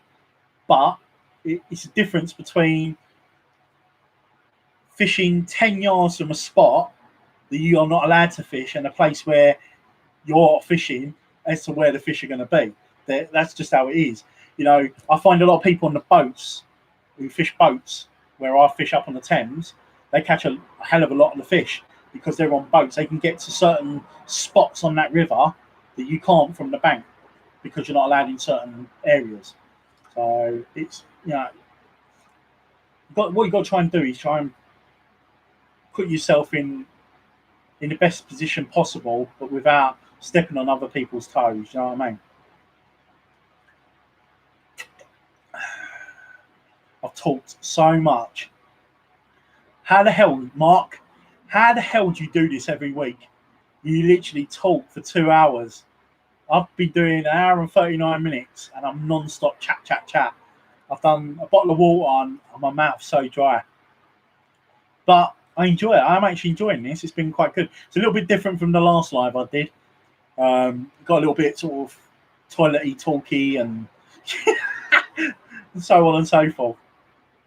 No, I appreciate that, Mike the Pipe. I do appreciate that, mate.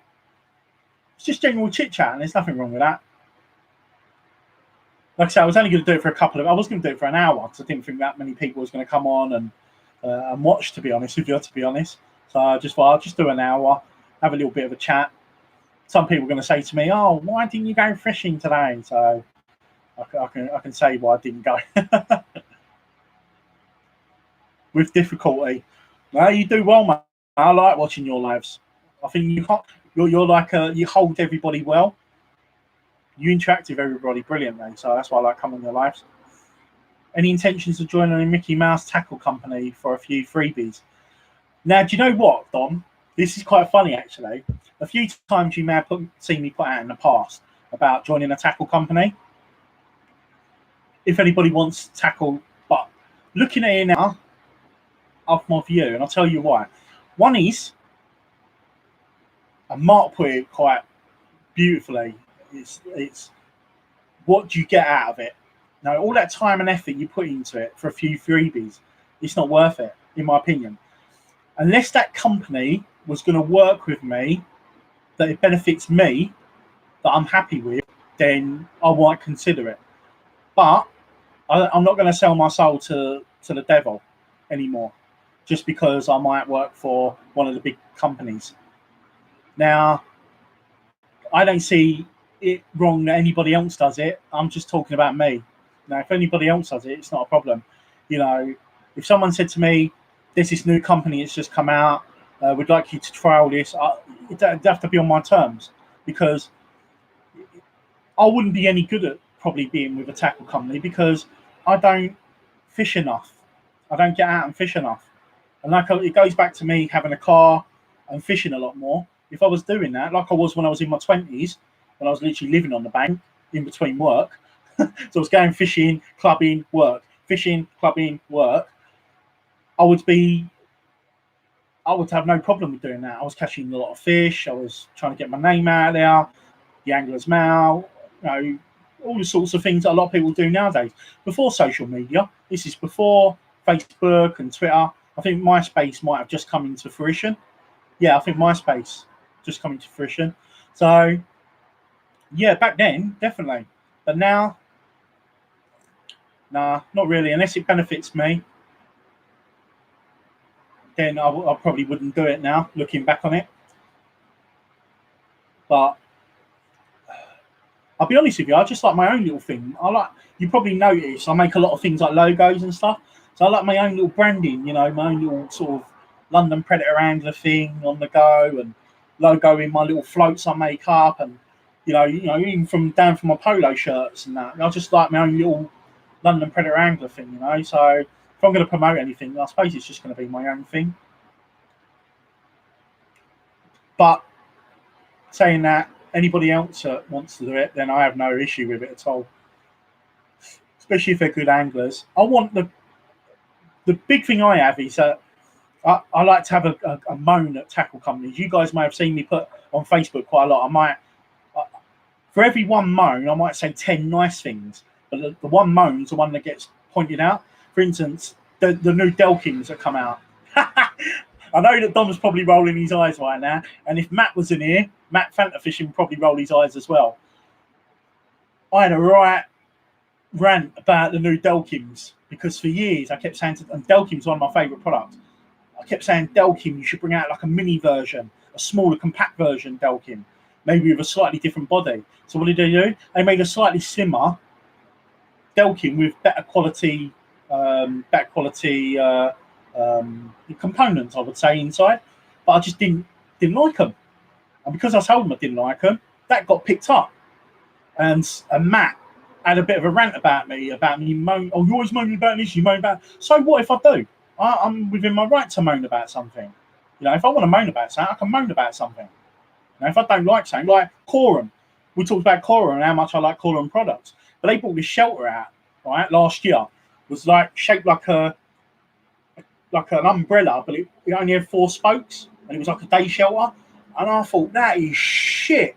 And the reason why I thought it was shit is because there was no spoke at the top, and it looked like it could bow. If rain got on top of it, it looked like it could bow. And then when you stand up and you edit it, the water's going to go all over you. So I thought it was shit, and I told them that because I just saw an obvious flaw with it. But in general, I love Corum products. I would probably say a lot of my products are Corum. But because I said I didn't like that one product, people pick up on that and say, oh, you're just moaning about this product. No, it's just I'm saying I don't think it's a good product. I just think you're just wasting your time. You need to go back to the drawing board.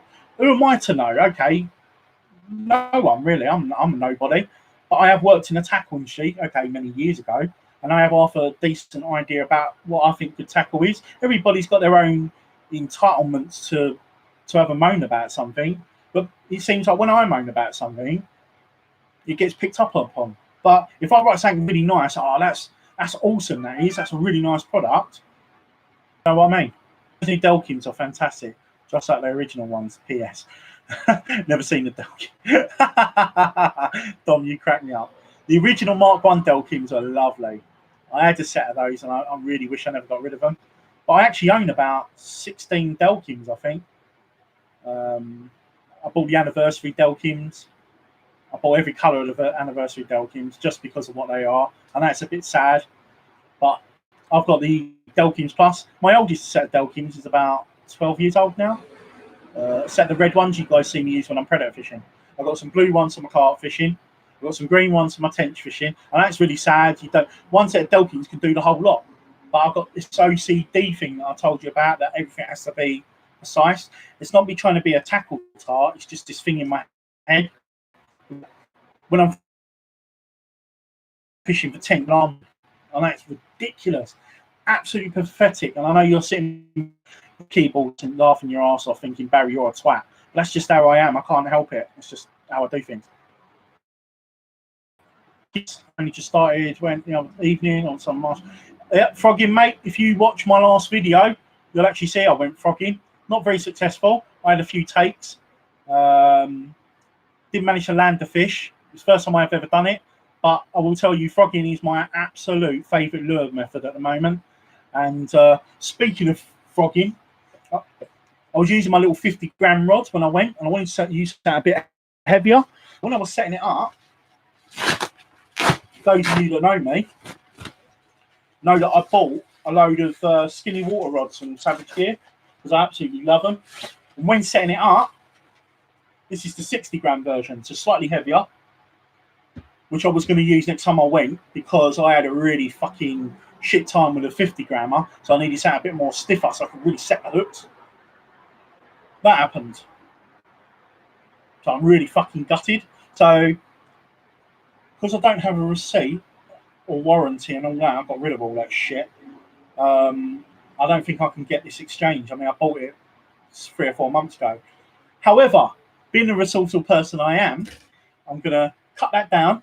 I'm going to get a new tip ring, cut that down. So this is then become a really stiff jerkbait rod. So I can do some jerkbaiting with heavy lures, and it's going to be a shorter jerkbait rod. So I can probably cast up to 100, 120 grams on it once it's cut down and I've redone it. I'm quite resourceful like that. I'm going to keep the same rod. This is the 60 gram. This is the 8'2", and I'm going to buy another one because I love them that much. So I am going to buy another one, and me breaking it was actually my own fault. So, but yeah, that's what I'm going to do. I'm going to get another one. Yeah. So unfortunately, yeah, I broke that one. But I bought 4 rods of the skinny waters. I bought 2 mediums and 2 lights. I had 1 spinning of each and 1 bait casting of each. But I suppose I've got to admit, the first thing that attracted me to them is the look. I like the camo on them. So I've got the black Savage Gear as well. I like the camo on them. They're different. Not everyone's seen with them. And I just like it. And they feel really nice. When I was using the 50 gram one, it felt lovely, especially on the little SLX bait casting reel. This one I use the Pro-Rex reel, which is slightly bigger and heavier duty. But I do need to buy a big bait casting reel, so I'm looking at maybe a big Abu. I wanted the Abu Beast, but I can't find it in right hand wind. Really expensive, but that's what I wanted to put on my Savage Gear Black. I've got a 100 gram jerkbait Savage Gear rod, but this is only a 60 gram. But I'm going to buy another one of these, but I'm going to cut it down and fit a new on it. The resourceful man that I am. Right, where are we? Mark Carp, you're entitled to a moan, mate. Tackle companies have sold us an awful lot of garbage over the years. Exactly, Mark. Like I say, I'm no expert when it comes to tackle, although I have worked in the industry, as I've said. So I like to think I know a good bit of tackle, but it's not always expensive tackle because, like I say, one of my favourite set of rods are 50 quid rods. They're the Quorum All Rounders, 11 foot, 1.25 test curve, which are fantastic for my cruising fishing, purchasing, like ledgering wise, that kind of thing. I've already got tench rods, or I'd use that. I've got 3 Spirit tench specials, £1.50, so I'll use them for my tench fishing. But I would quite happily use those 1.25 Quorum 50 quid jobbies, mate. All rounders. They're beautiful looking rods as well. What you can get nowadays for your money from when I first started is incredible. So it's not always about the price, it's about what you like as well. Like I say, I'm not trying to be a tackle tar, but I like the look of it. It's got to look nice for me as well, because when you're sitting there blanking as much as I do, because I'm absolutely shit, I like to sit behind a nice tackle. But as long as it does the job, I suppose. Just me being me. Where are we? I was really excited waiting for the Angling Times to come out when I was a kid, trying to gain as much info and energy as I could. Yeah, me too. I used to buy the Angler's Mail. My mum still buys me the Angler's Mail and the Angling Times. I don't buy it myself. My mum buys them for me. It's this week's one. She'll come home from work and regular as clockwork, she'll buys me the Angler's Mail and the Angling Times. To be honest with you, these actually live in the toilet. So when I'm in there and I'm sort of going for number 2, then that's my Bible. So this week's one's actually a really good read, to be honest. Gareth, Savage Gear,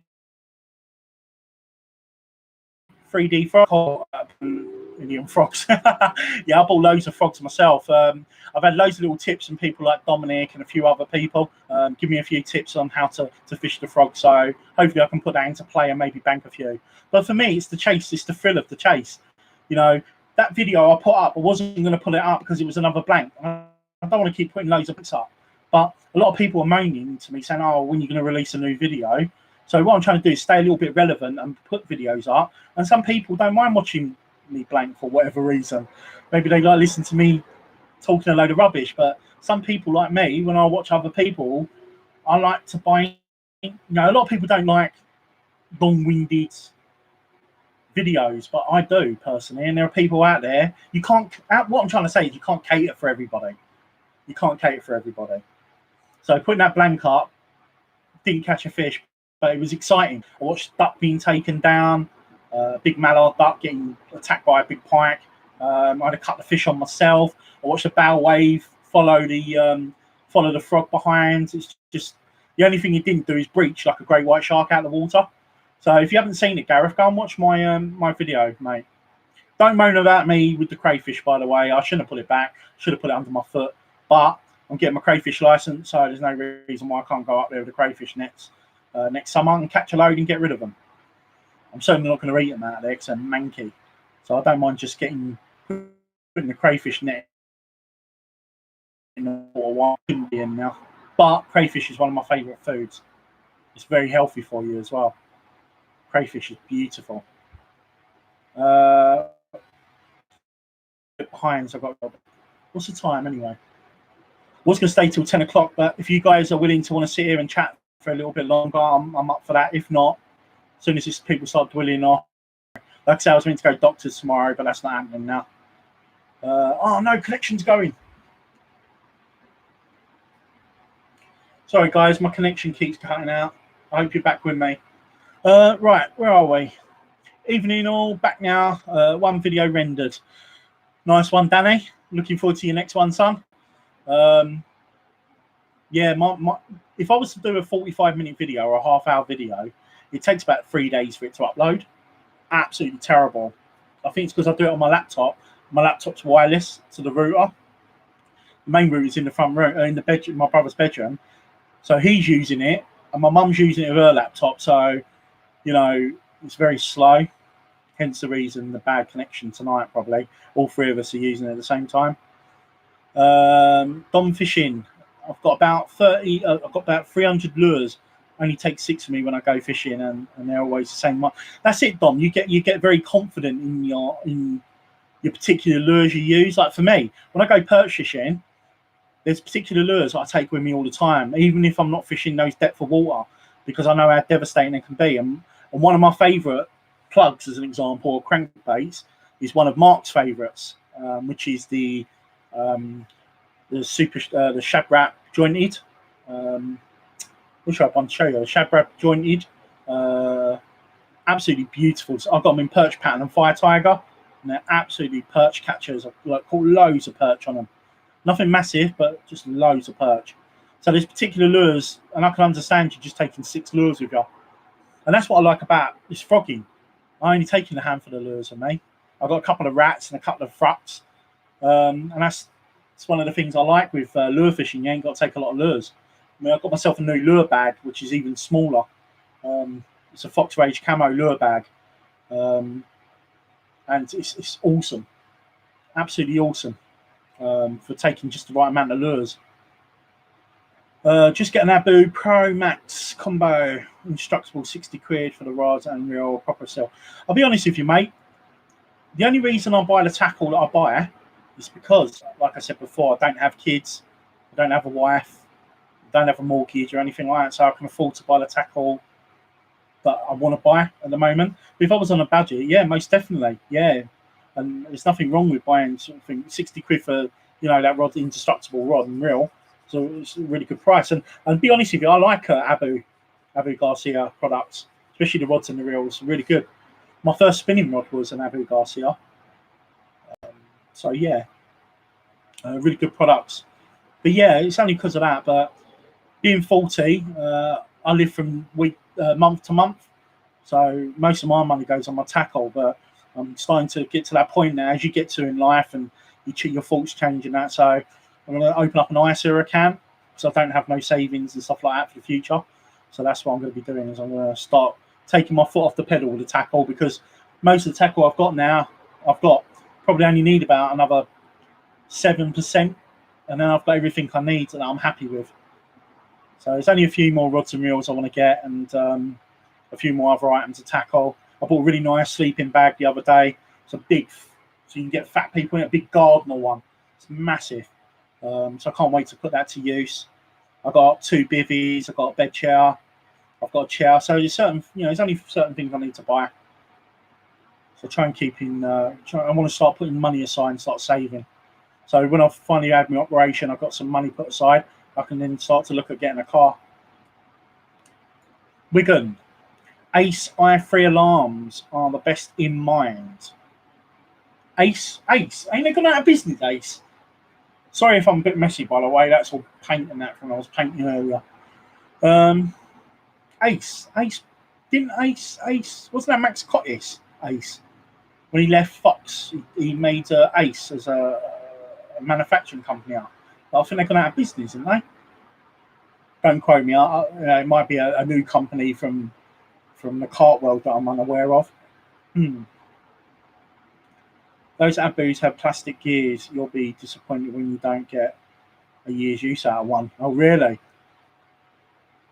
All right, so I've got crap gears.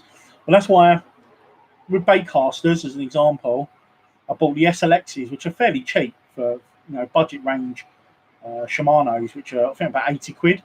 I've got 2 of those. I've got one for my small crankbait fishing, which I haven't used yet. My little crankbait for perch, which I bought as a setup. Again, I haven't used it yet, which I'll probably use over the docks next week. And I bought one for which you see on my skinny water, for my frog fishing, which will be good for sort of medium style pike setup. And then obviously I've got my Pro-Rex Dower, slightly bigger one, for my sort of medium to light heavy work. But I need one reel for my big pike fishing setup, for the jerkbaits and the big bulldogs and that I still got to use. Why do people never use bulldogs anymore? Bulldogs are the bomb, mate. They were awesome lures, bulldogs. You never see. I remember when Fox released their own version, but now I don't see anybody using bulldogs on these venues anymore. Why is it? I mean, there's still fish catchers. There's still fish catchers. It's just because they go out of fashion or something. Zalt lures is another one. I used to have a lot of Zalt lures. I still got a load. No one ever uses it. You never see anyone using them anymore. Danny's Angry Vlog. Totally agree, Mark. I bought the Coron twin tip and the sessions I've had on that. River Wire session and the 7 session. Yeah, you can't whack that. I'm going fishing. I'm even the same. I rod and reel for the job and not for the trend. It's fair enough. Gareth, very true. Dom about Abu. He's talking about the reels, about them seizing up, not being very good. I always thought Abu reels are good. I've only had one Abu reel bait. It was an Abu 550-10 or 550 5,501 or something. I can't remember. There's an ambassador that I used to use when I used to go Ireland, like say with big bulldogs and stuff like that. And it was fine. I only used it a handful of times and I sold it on. So I haven't had great experience using them, so I can't really speak too much of them. I'm out the closet. I'm a tickle tart. You're a tickle tart, Mike. And to be honest, I reckon most of us come along the tarts. Free yourselves come in the closet. Gonna go net poo. Net poo fish, huh? What? Are you gone, Dominic? A tackle. Gareth, flyer, catch your mate. Happy fishing. Mark, Rapala jointed Shadrach. That's the one, Mark. Absolutely wicked lure. Probably the best crankbait. I'll be honest with you, I didn't pay for any of mine because I used to work in the industry. I got a few free. Tail dancers was another one. I used to do quite well on the tail dancers. Brian Cox. Hi, Barry, mate. Good blog, mate. Thank you, matey. Hope you're well, Brian. Good plan, Barry. Save, mate. Yeah, I've got to, mate. I mean, in this day and age, I mean, those of you that know me personally. I'm a bit of a Peter Pan. I'm like the boy that never grew up. I'm a bit of a kid. If you look around my room now, it's like a 12-year-old or a 14-year-old kid's room, and I've never grown up. I've just when I was going out with my missus, she didn't give me too much at all, so I've never sort of led an adult life. Apart from having my own place at one point, I never really led an adult life. I just do my own thing.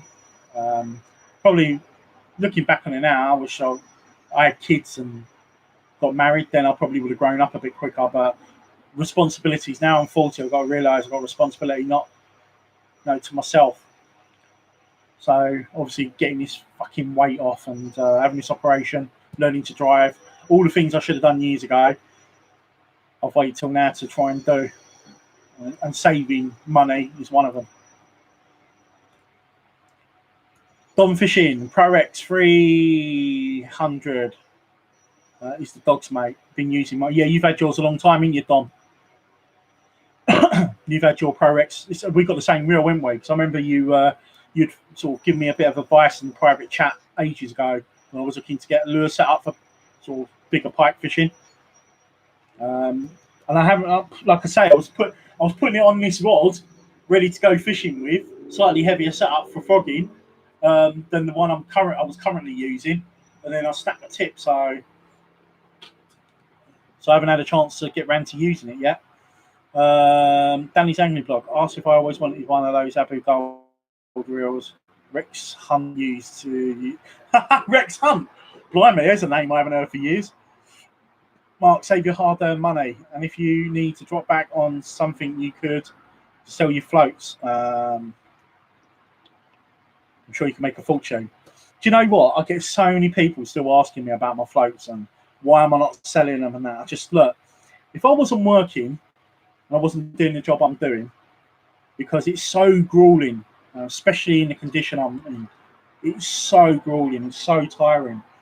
The time it takes to make floats and the effort and the money you put into making them, I would have to take a loss if I sold them, because if I was to sell my floats, they would cost a lot of money. I'd have to charge, because the lacquer alone that I use is expensive. And the effort and the time that goes into making these, they're not like a 2-minute wonder. If I'm making a batch of floats, they could take me weeks and weeks and weeks. So yeah, from shaping them, getting the material, so sourcing the material, shaping them, getting the shapes and everything, getting the hardware on them, painting them up, threading them, lacquering them, the time it takes with drying in between, working in between.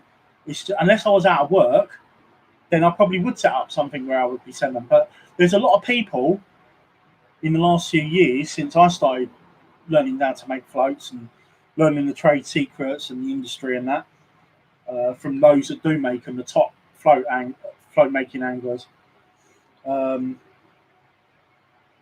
They just take up so much time.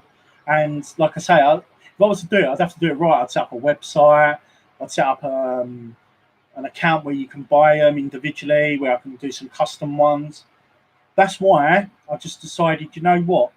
So I don't disappoint anyone, I'm not going to sell any. I'm not going to sell any. If I was out of work, like I say, then maybe it might be something I'd look into. But I'm thinking to myself, I'm not going to do it because to save disappointment. But what's nice, I think, is that because I can make them and they are personal, I can make them for competitions. So most people, they'll give away tackle and stuff in the competitions. Why not give away my own brand and stuff? So when I make floats, I mean, this is the first float that's finished that I actually own myself. It's Perch Bobber. That is the only float from start to finish in 2 years that I own myself, where my mates have had their fingers in, had stuff, and I've given them away, or wasn't happy with something, and I haven't finished the float or thrown them away or whatever.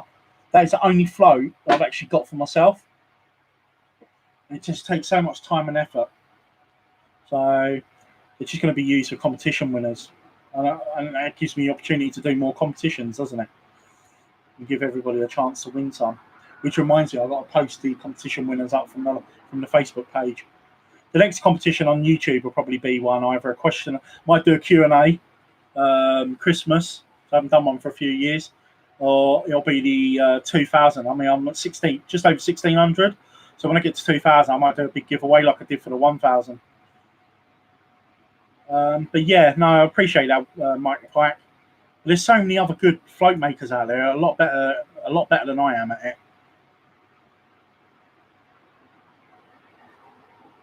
Yippity yabda. Hi Barry, enjoyed your top water video you uploaded. I'm up in Scotland at the moment and been trying to catch a pike off the top, but I had no joy, unfortunately. Oh, I'm sorry to hear that. Scotland is probably, I don't know what it's like up there. And where you're fishing one of the locks. You know, shallow weedy bays will probably be your best spot for catching a pike off the surface. Personally, for me, who's very inexperienced with top water surface fishing, Dom's a lot more experienced than me. I would probably say the best surface fishing waters are going to be shallow, weedy, clear waters, because that's what my water is. And before I even thought about surface fishing up there, and I do a little bit of dead baiting in the winter, I thought this is a surface water. Just screams out surface water. Not just for pike with frogs and rats and all that, but even carp off the surface. They're very, very spooky because it's clear water, but it's very rewarding when you catch one. There was a bloke up there with a fly rod trying to catch with dog biscuits, trying to catch the carp off the surface, and they took all the biscuits apart from the one on his hook because they're that spooky and that riggy. With the pike, fortunately, and I hope no one watches this, but no one's done any surface lure fishing up there, and it screams it. So I was really surprised that I've seen anyway. You see lure anglers up there in the winter when there's no weed because they're using all their jerk baits and sinking lures. But no one, as far as I'm aware, goes up there with surface lures. And I just thought this water screams. There's a lot of pike up there. It screams surface fishing. And hence the reason I went up there and thought I'd give it a go. And as you saw, I didn't put a fish on the bank, but I had loads of takes. So hopefully I can convert one. But stay at it. Hopefully you'll get one up in Scotland. I really want to go and fish up in Scotland, you know. Dom Fishing UK, Dominic, get on the shallow waters. Some of those Scottish waters are a bit deep. Yeah, exactly. Exactly what I said. Well, he's obviously said it said it before me. So yeah, you want to get on these shallow waters really to really shallow, clear waters. I think are the best for pike and surfacers. In my limited experience, Mark Hart, I'm going to duck off, Barry. Got a few things to do here. Good live tonight, mate. You've kept it running smoothly all night. See some of you next Wednesday. Do you know what, Mark? I really, really appreciate it, mate. And I picked up Jordan earlier on and Danny and that. I want to give a good shout out to Mark Hart. He's always been nice and patient with me when I've spoken to him. He does wicked lives. He's one of the nicest fellas within the blogging community. He's the sort of person I wouldn't mind doing a session with one day when I start driving. Mark, if you're up for it, one day we'll do a session. Might not be next year or the year after, but one day we'll do a session, mate. You can talk to me all about carping. And yeah, have a good evening, and I'll see you. I think I'm off next Wednesday. Yeah. Don't know if I'll be fishing because I'll be off work. But hopefully I can try and get in for your live next Wednesday. I'm definitely off work, but I don't know if I'll be fishing that day or not. But you don't do it till 8 o'clock, so hopefully I'll be home for it. Dominic, saw some cheaper paint. No one will notice the bulk. To be honest with you, yeah, I've noticed that, Dom. I'm trying to keep my paint. I don't know if you saw my selection of paint. I got expensive and cheap paint. I've got these all tube bottles for like £1, less than £1, and I've got some that are worth £6. So £6 is quite expensive for 60ml. But my little sort of pound ones are not too bad. So paint's not too bad. It's things like wood, because I use quite expensive wood on some of them, like walnut and cherry. It's a lot more expensive than cheap birch and stuff like that. So it's all down to the wood as well. But it's time as well. You know, if I had a workshop, it'd be fantastic. But if I'm sitting here using a lathe in my bedroom, you imagine the amount of dust and dirt and dust that kicks up everywhere when you're making floats. And everybody can make floats. You know, you can make it as hard as you want or as easy as you want. So I urge people to give it a go and try it themselves. You know, I've got a video up on how to make a perch bob. If you watch how to make fishing float videos on YouTube, you'll see they're quite short videos. You know, as example, if you watch The Handmade Fisherman, and unfortunately I haven't seen for quite a while, but if you watch some of his old videos, these are fairly short. Mine's really long because I went into depth, because I wanted to, for the first float making video, I wanted you guys to realise what goes into making a float. It's very simple, but it's also the equipment. You know, I've got a press and all that. You don't need all that stuff to make floats. If you watch Mark Erdwin, you guys may know that Mark Erdwin, Fishing for Memories, he made one out of a Bollington's bobber. He made the Bollington's bobber, which is the widget out of the beer can. So you guys can go out and make your own floats. There's nothing stopping you. And there's nothing more gratifying and more satisfying than actually catching on your own tackle. Do you know what I mean? When I finally finish these like I say, this is the only float I own, this perch bob, and I cannot wait to try it. I've been painting a load more up today. Just a few. I've done 3 times this amount. But that's just a few I've been started painting up today. From gold ones. I mean, some of them need more cut. I mean, that orange is blotchy. It's going to need at least another 5 or 6 coats. Some of the colours come through, some don't. I mean, it's a nice gold one now. So these ain't even got threads on at the moment. Once they're threaded up and that, lacquered, as you can see by that one, when it's lacquered, you can see it's a lot better quality. But there's nothing stopping you guys going out and making them yourself, man.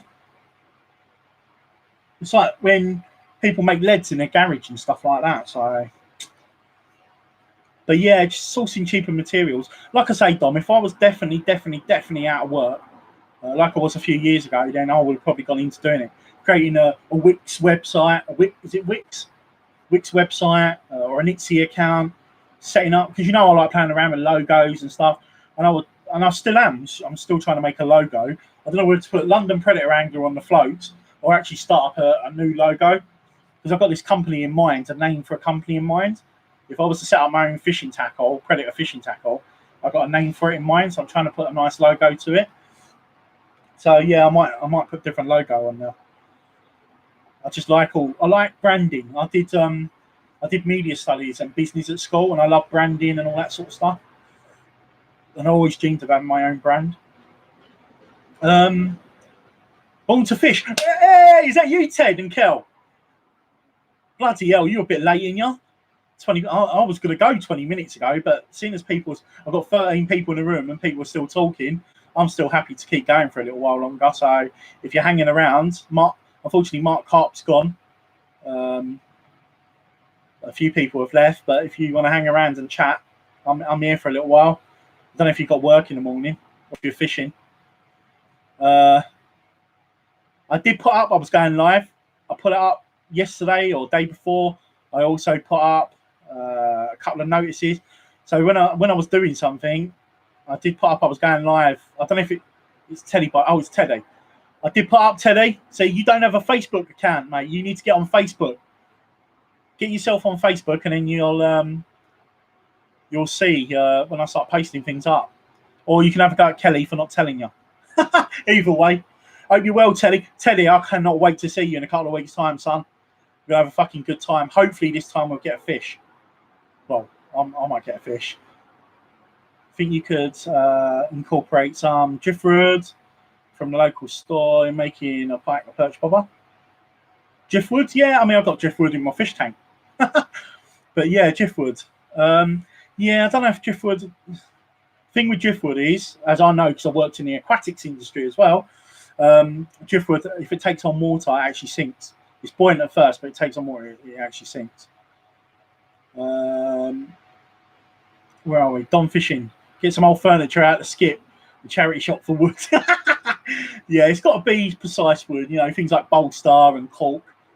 You know, stems. I've been using. Obviously, this is not finished, but where are we? You see that? That's actually a porcupine quill on that stem. So this has got to be lacquered up, and it's got to have threading on it, and I've got to paint the tip. I'm going to inlay.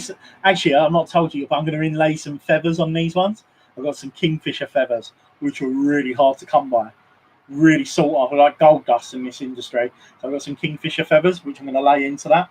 So I cannot wait. I've never laid anything before in my life. I don't know if you guys have seen on Facebook, there's actually a geezer that makes spinning rods, and he inlays stuff into the spinning rods, like little badges and stuff.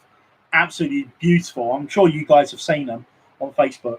So I was actually thinking of, on these, I've never inlaid anything, and I had to try and learn the process because no one will tell me. It's one of those things you have to try and work out for yourself. So I was trying to inline feathers into the flow. I've never done it before. Well, I've done it once and it came out shit.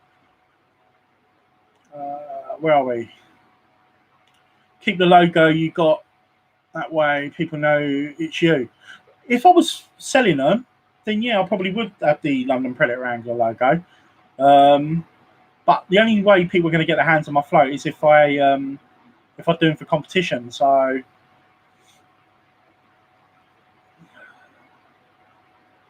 the only person I owe floats to is Dominic. I'm going to get Dominic some floats. I haven't forgot about that, Dominic, by the way. You may have to wait for them, but eventually you will get a set. I promised Dominic, because Dominic, we had a competition last year, and Dominic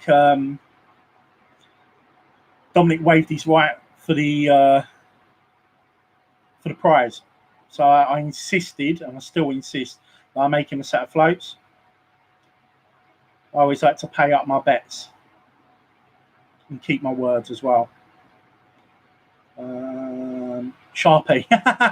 Sharpie markers instead of paint. Yeah, the problem is, like, I want them to look good.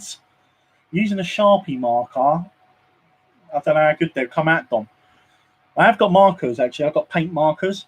So if I was... I mean, the one thing I haven't done as of yet, which I did say I was going to do, was spray up some pike patterns on... No, like Mark Houghton. Now, I squared this with Mark a few years ago. Mark Houghton paints pike floats with pike markings on them. Being a lure angler, he knows how to paint up the markings. So I squared it with him. If I said to him, I'm not going to sell them, would you have a problem with me making them? He said, well, no, you're not selling them. So I'm going to make up some pike markings. But you guys have really seen the perch one, haven't you? What's the perch one? This is an old perch one. an unfinished one that I'd done. It was a prototype ages ago. I mean, I could so much improve on this. I could get a better green on there. I could make the black a bit more faded. I could put holographic underneath, so you've got a scale pattern on there. So much I can do that you take from the ideas from the lure world. So yeah, I'm going to make some more perch pattern bobbers. These are just Mark 1 shit ones I first come out with the idea, just to see if they came out. But you need an airbrush for this. Unfortunately, my airbrush machine, the compressor broke. I need to order a new one of those. I've got a brand new airbrush, I've just not tried it yet. So I need to buy a few. I've got airbrush paint. Just need to buy buy a compressor. Agreed. The brand is already established. The London Predator Angler, eh? Someone said to me the other day, "Oh, London Predator Angler. Don't see you fishing in London much." Well, because I'm a Londoner doesn't mean to say that if I'm a Londoner and I go and fish in Ireland, I'm still a London Predator Angler, ain't I? It's just that I'm fishing in Ireland. I do fish in London. I belong to a dock system up there, so, and I do the Thames from time to time. So I do fish in London, and where I live is on the outskirts, just on the border. So all my lakes and that are just on the border of London. So I am a London who's fishing. The ponds are in London or just on the outskirts. So yeah, I'm a London Predator Angler. Used to be Predator Bites UK. We'll get you a £40 plus that I'm determined. Do you know what, Ted? I'll be happy with a 30, mate, to be honest. But it would be impressive to get a 40, I'll be honest. But I'll be honest, I'm shitting myself because I'm it's not so much hoisting it up, it's getting on my knees to do it. So that's what I'm worried about.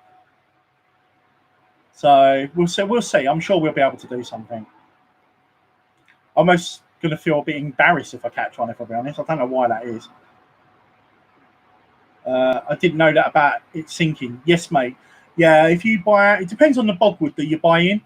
So if you get common bogwood or driftwood from an aquatic shop, like my one floats at the moment. But when I start to what we call waterlogging it, which is put it in a bucket with hot water, it starts to take on the water over a period of time and it starts to sink. So unless you seal the woods first, then and you've got to remember driftwood breaks up quite easy as well. It's not a great wood to use for float making really. You know, you need buoyant woods really, and if you're going to use woods that are not buoyant, like stems, if you're going to use things like beech or walnut, which is quite expensive, and I love walnut. I don't think I've got a walnut here. This float's not finished or anything. If you look, yeah, it's got the dark brown walnut. I love walnut. It's one of my favourite woods for stems, but walnut's quite heavy, so you need a body to counterbalance the weight. You couldn't just have a walnut stem because it's too heavy or just straight under, especially with the lacquer and everything on it. If you use walnut with maybe a body for a perch or a body, use it for I don't know. Imagine that body at the bottom as a bodied waggler, with an eye at the bottom for tench fishing, that kind of thing, and bream fishing. So it needs to have some sort of counterbalance of keeping it up in the water. Obviously, the heavier the stem is as well, the better, because what that does is it means you put less shotting on it because of the weight of the lacquer I put on there. The smaller the body, the heavier the wood. It's all about counterbalancing, really. It sounds a bit integral. If I was to show you it, you'll probably get it a lot easier. Get down the pub and raid the bottle cap bin for the bottle cult. Do you know what? I am a little bit naughty. When at work, when they have the big functions and do's and that, and you've got all the waitresses, and because we have really posh do's and MPs, and sometimes we even have royalty at the museum, and they have all the champagne corks. I always try and nab a few if I can, or I ask my friends to save them. But if you go on eBay, you can pick them up for reasonable prices. I get them shipped from Portugal. I buy them in like batches of sort of 100, that kind of thing. But I'm not the most careful when it comes to drilling. Even with a drill press, sometimes I drill them out of sync, so it really damages the cork, or I go a bit too fast and almost like I'm a production line. I should, because I'm just making them for myself, and need to take my time and enjoy the process. But I almost feel like I need to make them to keep up with sales, even though I'm not selling them. No,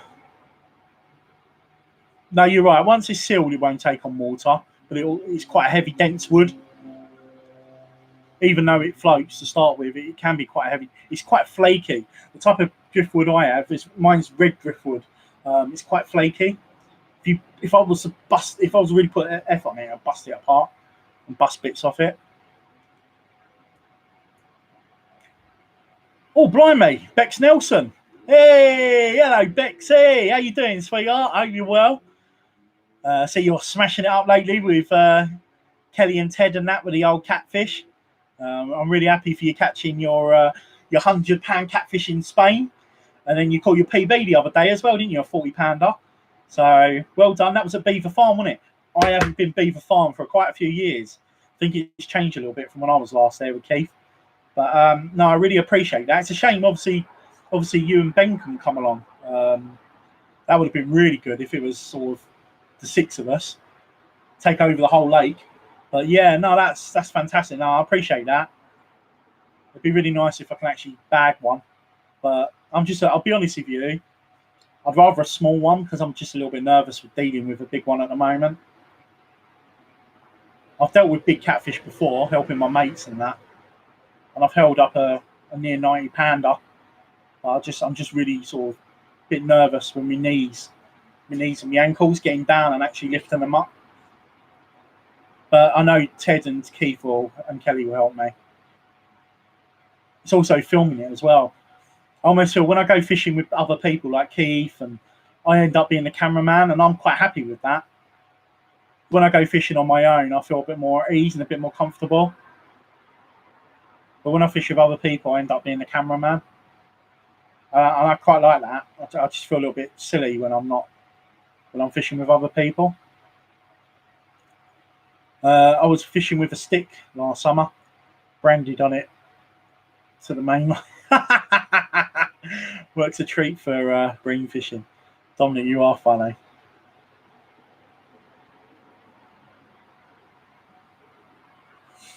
You are funny. Hey, Mr. Blue Pike Hunters, how you doing, mate? I hope you're well. You was in Mark's chat last night as well, wasn't you, mate? God, there's still 10 people watching. God, are you guys not bored of me? It's been 2.5 hours. I was meant to be finishing a half hour ago.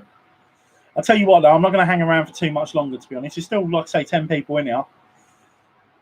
So if anyone's got any questions or anything they want to talk about, start up a topic or whatever, I don't mind. I've talked so much now. Dom Fishing UK. Use pellet brands and all, not these expensive float rubber bollocks. Yes, they're cheap. You can get them on eBay, can't you, in quite a big packet. So, yeah, I use those as well, mate. I've got float rubbers and that, but I've had them for like 20 years. I bought a big box in my local tackle shop 20 years ago, and I've still got shitloads left in there. Float bands are one of those things that I just, like I say, I've got so many. I think I've got enough for life now. That's one thing I have been doing with my buying fishing tackle lately, is I've been buying loads and loads of stuff, like loads of bits and pieces, like in bulk. Like when I bought pike trebles, I bought like 30-40 quid's worth. So I ain't got to buy pike trebles for a couple of years, maybe 10 years. So I end up going a little bit insane, and sort of, when I buy a line for my reels, I end up buying like 50 quid's worth of line, like sort of 8 quid a pot. So I've got loads of different breaking strains, and so I like using the Guru, the fishing Guru, recorder stuff. 300 meters, I think it's about £6-8, and I like to put those on all my different types of lines. Apart from my float rods, I like to use Drenham float fish, like breaking strains, like 3-4 pound line. So yeah, I like to bulk buy small terminal tackle stuff. Bex Nelson, honestly, don't be scared. I'm sure you'll be fine, and you don't need to worry, as you will get loads of help. Come on, hopefully you get confidence up. Yeah, it's been I've been a bit shit lately, if I'm being honest, Bex. I've not been fishing nowhere near as much as what I want to. And secondly, when I have gone fishing, I haven't really put fish on the bank. So it makes it look like I don't catch fish. It's crazy. But it is what it is. But then I've got to the point now where I got to the point where I just don't feel I've got anything to prove to anybody. Before I was always worried about, I need to put a fish on the bank to appease, like I know what I'm talking about. But I've been doing it 20 years, and if people want to listen to me, they can listen to me. If they don't have to. But I'm not going to appease people anymore, and I'm just going to. I just need a couple of fish under my belt to, as you say, bump my confidence level up, because it is at an all-time low at the moment. But saying that, I am enjoying when I am out. Like I say, the last session when I was fishing for pike on the surface, I was on my own. I had no one around me. I didn't feel under pressure to produce. I know that the possibility of hooking up on frogs is quite difficult. So it was like, it didn't matter if I blanked, if that makes sense. Hence the reason I put a blanking video up. But it was nice to just show you footage of what there's a lot of people who have never done surface fishing before, like me. So, yeah, it's good to show people what it's like if you're a first timer like me. London Fisher Person would be a better name. Yeah, probably. London Fisher Person. Bex Nelson, we will have to join you at some point. It'd be good to meet you and Keith. Thanks for well done. No worries, hon. No, you done well, mate, to get your PB there. 2 PBs this year for catfish already. A bit like Keith. He's had 2 PBs this year. Do you know what? Keith, right? It's me who does all the editing. It's me who does the channel. The channel is me. The channel is mine. And Keith features a hell of a lot because me and Keith are obviously best mates. I've got two people in the world. I've got Keith and my best mate Dan. 2 people, that mean the most to me in terms of friendship. And me and Keith, we used to work together. We've known each other 20 years. We used to work in the tackle industry. I actually put a load of pictures up on Facebook. So if you're on Facebook, go and have a look at me and Keith when we was younger in a tackle shop. And people love Keith. Keith is such a nice bloke. And they love watching him on the videos because I'm the erratic, sort of stroppy, moody teenager one. And he's like the dad who keeps me in check. But Keith, he's a really good guy. I like it when Keith features on videos, and he gets a hell of a lot of nice comments. And also, he was new to pike fishing a few years ago. Keith's background, he was a match angler, a very accomplished match angler, pole fisherman. His dad taught him. He used to enter all the competitions around London when he was a youngster, going up against adults.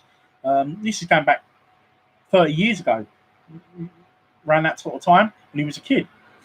And I met him when he was about 17, and I was 21. We was working together in a tackle shop, as I said. And we just hit it off. He's a good bloke. And he started off as a match angler. Then he got into his carping. He always talked about carping when we worked together, but he never actually really done it. And then in the time that we sort of lost contact with each other for 7 years, he learned to carp fish, become an accomplished carp angler. Very good carp angler, in fact. His knowledge of bait and baiting scenarios is what makes him the angler he is. From being a matchman to a carp angler, that's what makes him a very good angler. But we just introduced me being a predator angler and him coming fishing with me for the blogs. He kind of caught his first pike, enjoyed it, liked it, and that's how he kind of learned, really. And that led on to catfish as well. Started showing interest in catfish. And he started to fall in love with catfish, and just wish he'd do the same for perch and zander. He absolutely is not a big fan of perch. Perch is probably everybody's favourite fish. I don't know anybody that doesn't like perch, but Keith, at the moment, I suppose if he caught a big one, he'd be over the moon. He'd be, if he caught a 3-pound pluser, he'd be doing cartwheels. But perch to him, he's not on his hit list. It's not on his high radar, really.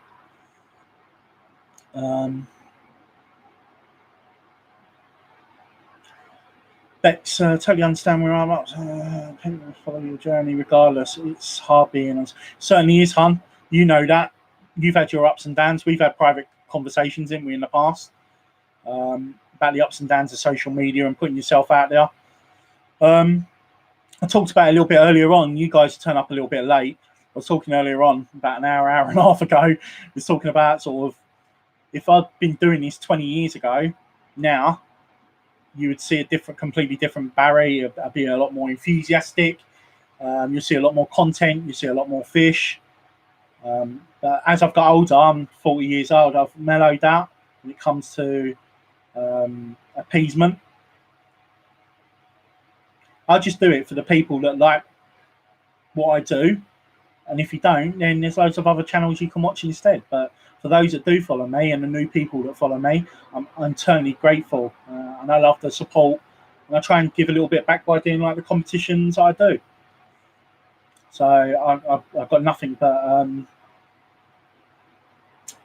praise and thankfulness for the people that like listen to me drone on. I'm one of those fishing, as Don said, I'm a fishing person who doesn't fish. My mate Dan winds me up all the time. He's like, how the hell can you think you're this, just, I know he's just joking around, you're this big top angler sort of thing. I said, I'm not fucking thinking I'm this big top angler. But it's crazy when you get recognised. I get recognised, because I'm a big guy, I get recognised for, I've done a documentary on Channel 5 about fat people getting back into work. I get recognised all the time for it, all the time, and nice feedback as well. But it's like a Channel 5 programme from years ago when I was looking for a job. And I got another, what's the other one? Oh, and for this channel, I get the Postman. I've been over home base, actually buying stuff for my float making. I went over there to buy some bits and pieces. A dad coming with a couple of young sons who watch my channel and asked me for a photo, which I was fine with obliging. But yeah, I was fine with saying, yeah, wicked. That'd be great. And it's a little bit flattering actually. But I had a bloke up London who had just lost his mum. I saw him cry. Geezer sitting. I just took some money out of the bank. There's a geezer sitting there crying on the bench. And as I walked past, the conscience in me, I had to ask him if he was all right, because you don't see fully grown men crying, wearing a suit, tie, look like just come out of an office. I said, "You all right, mate?" He went, "No, I've just lost my mum." I was like, "Oh shit!" So you don't know what do you say to that? Someone has just told you that, and you're not ready for it. And he looked at me and he recognised me. He went, "Barry?" I was like, "I'm sorry, do we know each other?" He goes, "Yeah, I watch your fishing all the time." And he's crying his eyes out, and I was like, I felt so bad for him. So this is before I was starting work, so I made sure I had a little chat with him and sort of said to him, "Look, let's get you in the cab, let's get you home. You need to sort your head out, and you need to, get yourself together, so on and so forth." Because he literally just found out a couple of minutes before I saw him. He didn't know what to do or who to talk to. He was in pieces. I didn't want to leave him really, but I stuck him in a cab and sent him home to go and speak to his family. Yeah, and he recognised. It's crazy. My postman recognised me when he delivers my fishing gear to me. It's flattering, But I wouldn't say I get starstruck, but when I watch other people, doing their blogs, I'm a big fan of a lot of other people's blogs. The amount of subscribed channels that I watch, I must have about 60 channels, and I've got loads backed up. Where after this, I won't go to bed till quite late tonight, so I've got work tomorrow. So I'll try and sort of negate my way, and I'll sit and watch a load of fishing blogs tonight and try and catch up on some. Surface fishing with the frog was a good casting. Well, it was accurate, plus looking on the pads was a good edge. Yep, definitely micro pike. Surface fishing is better when you put loads of split shot in the line, so lure fishing under the water. Don't know about that. I heard you could put split shot inside the. I was watching a video actually, an American guy, bass fisherman geezer. He was putting split shot inside the frogs to make them rattle, and also to make them so they go just under the surface. There's all these little tricks and stuff that I've been sort of getting from people and been watching. So, Dom fishing, mate. I'm 22 and already mellowed out with fishing, CPA and with it. You 27, Dom? Didn't know he's 27, mate. Mr. Talia. Hello, mate. Hello, back to you. Mr. Blue Pike Hunter, I'm 16 and I'm already fed up with fishing the same boat as him. I'm fed up with falling out with him.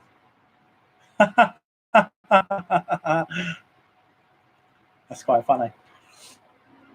I can't remember. I don't think I've ever fell out with people while I've been fishing, like any of my mates. We always have a good time. We always have a laugh. I might have stormed off and stopped off at one point, and they've probably done the same. Why? I don't know. Getting an unbum now. Right, I'm going to stay on till... What's the time? I'll stay on till 11 o'clock, and then I'm going to shoot. Still 12 people watching. I can't believe it. It went up, I think at one point it was about just under 30. I could be wrong. But I appreciate it. It's really good.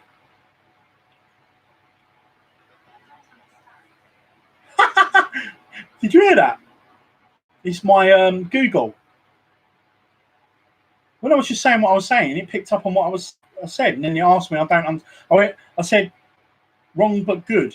I must have said that at some point. And I don't understand. I didn't even ask for Google. It's like that Siri and Lexi and all that shit.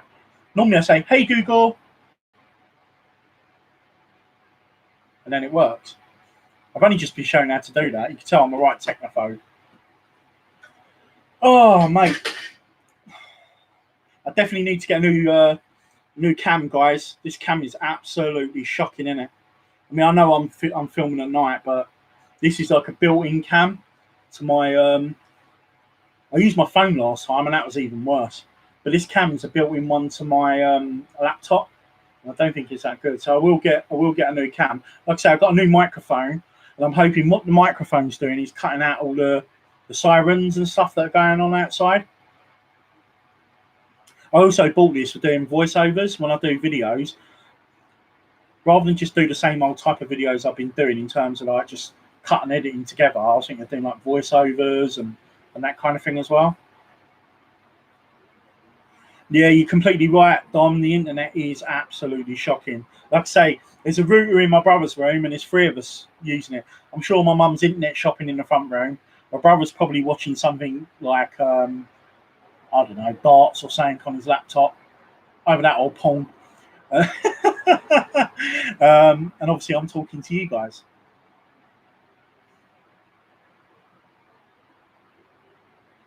Seeing as I've got this reputation as a webcam watcher.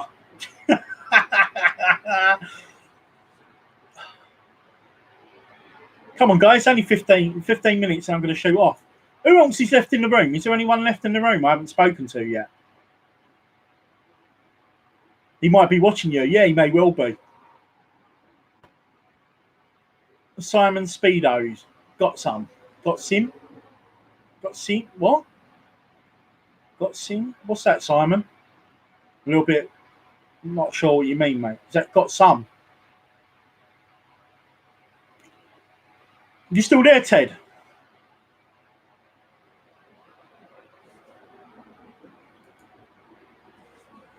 Don Fishing UK. Can we start talking about weird shit instead? If you can talk about whatever you want, mate. It's got to be better than the last time I've done a live. Started off all prim and proper and then ended up proper toilet talk. I think that's got something to do with Chris Delkins. Simon Speedo. Got tidy place in Wales. I could show you if you want. Head west. Wales. There's only one place that I really fancy fishing in Wales, actually. There's a big castle. I can't remember the name of it. It begins with C. You have to be a member to fish it. Dan Jones of Course Cart and Swansea. Don't know if you guys know who he is. He does blogs as well. He's been doing it years. I've been chatting to him about it because he's fished there. And it's one of my, it's on my bucket list is to fish a castle. I love to fish a castle for pike, like the moat area. It's just one of those on my fishing bucket list in the UK at least. mean, the other one is shark fishing as well, which I was going to do for my 40th birthday, but it looks like next year, depending on if I have the operation next year and when it'll be, and when I feel back to health, I'm going to do a taupe and smooth hound session. Start off with a small taupe and smooth hound in the Thames estuary. I'm going to get a charter boat out, and then I'm going to head off to do some blue shark fishing, because there's no way in this state, if I can't even barely catfish properly, I'm going to get out and be able to catch blue shark. Because it'll be just my luck, I'll end up hooking a poor beagle or a thrasher, and I'll be sitting there for an hour and a half trying to play one, or be the first geezer in the UK to hook a small great white or something. Yes, that's right. I do believe great whites visit UK shores. I'm very much into sharks. Anybody who knows me personally knows I have a fascination with sharks since I was a baby, since I was a young kid. Dinosaurs and sharks, and I've got a bit of knowledge on sharks. Sharks are just, I just love everything to do with sharks, and I've always wanted to go fishing for them. So as long as it's done in an ethical way, or as ethical as shark fishing can be. And I'm also into, years ago when I was young, when I was at school, I was a bit of a geek. I know I could hang with the boys and hang with the cool kids, because I used to play basketball as well. So I wasn't too bad at basketball. I used to be able to hang out with the cool kids. I used to be quite geeky. I used to follow animals in the UK that shouldn't be here or were extinct. So, for instance, I used to have this big map of the UK and animal sightings like the beasts of Dartmoor and Exmoor and the Surrey puma, and crocodiles that have been found in Cambridgeshire and stuff like that. I used to find all that fascinating. So I believe great whites visit our shores, or just starting to visit our shores. And there's a lot of evidence to support they do.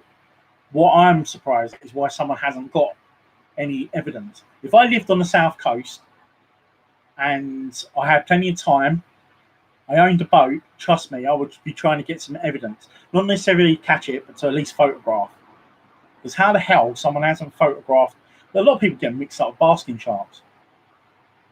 Mick Wald, nice one, Barry. Great channel, videos. Glad to see you back, mate. Cheers. Nice one, Mick Wald. Thanks for that, mate. I appreciate that. I'm glad you enjoy the channel. It's not the best thing in the world, but I try my best as and when I can. That might be wrong. Mr. Blue and Wigan Pike are talking about their session. First part right, though. You like the views there. Speedo, what planet are you on?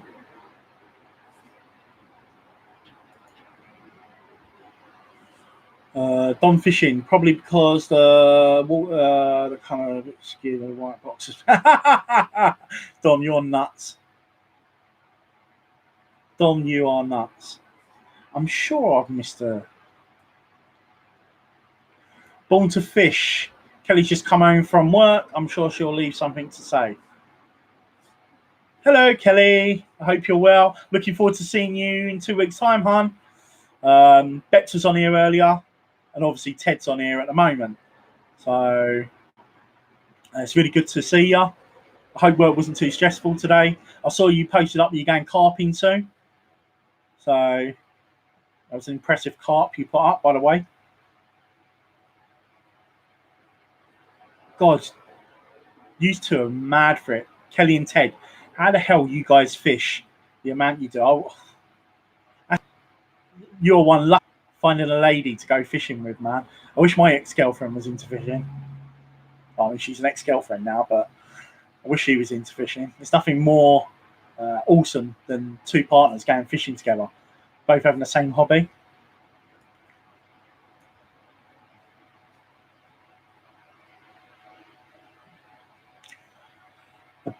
A busy night. Yeah, I've been on here for nearly 3 hours. Just talking rubbish. Well, no, I wouldn't say that. It's a bit harsh. Just talking along with the boys and the girls that have come on, which has been really nice. I've been talking rubbish. Yep, carp next week, and then week after with me and Keith. Yeah, it'd be really nice. I can't wait to see you.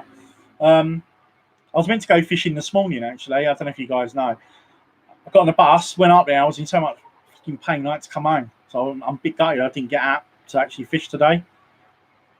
I got halfway. I got halfway there. Just get the spelling right, and we know where you're on about. Because no name in the waters, Cardinal sin that. Been good, mate. Yeah, I'm not going to hang around for too much longer because, like I say, I have been whittering on for about 3 hours nearly. I'm sure you guys, still 10 people in the room. Anyway, you guys that are still here, give me a like. That'd be really nice. Give me a little thumbs up. I've got 8 thumbs up at the moment. It goes to help the channel. Hey, got another one, 9. Thanks, whoever that was. Do you have any hook linking? What's that? Do you have an hooking mat? Barry wouldn't want to fall out. Do you have a hooking mat? Barry wouldn't want to fall out. Dom, you lost me, mate. Has London area ever done a 40? Yes. £40 pike? Yes. I know of 2 waters that have had 40 pounders in London. 2 £40 pike from 2 different London venues. I actually mentioned one earlier, or one was mentioned earlier. I know of at least 2, but there's probably more. I'm not talking about recently, neither. I'm talking about mid-90s, early 90s, mid-90s. But I do know of 2 that have done 40s. They don't have 40 history anymore. If you go there now, the likelihood of there being a 40 wouldn't be there. Probably because they get overfished or neglected. I know one gets overfished, the other one probably gets neglected. May well be a 40 in there, but I doubt it very much. I'll be very surprised even if there's a 30 in both those waters. So I can tell you're Welsh. Unhooking. Do you have an unhooking mat? Barry would want to fall out. I still don't get what you mean, Dom. Is it me just... Do you have an unhooking mat? Barry wouldn't want to fall out. Do you have an unhooking mat? Barry wouldn't want to fall out. Fall out of what? You really have lost me. I'm going...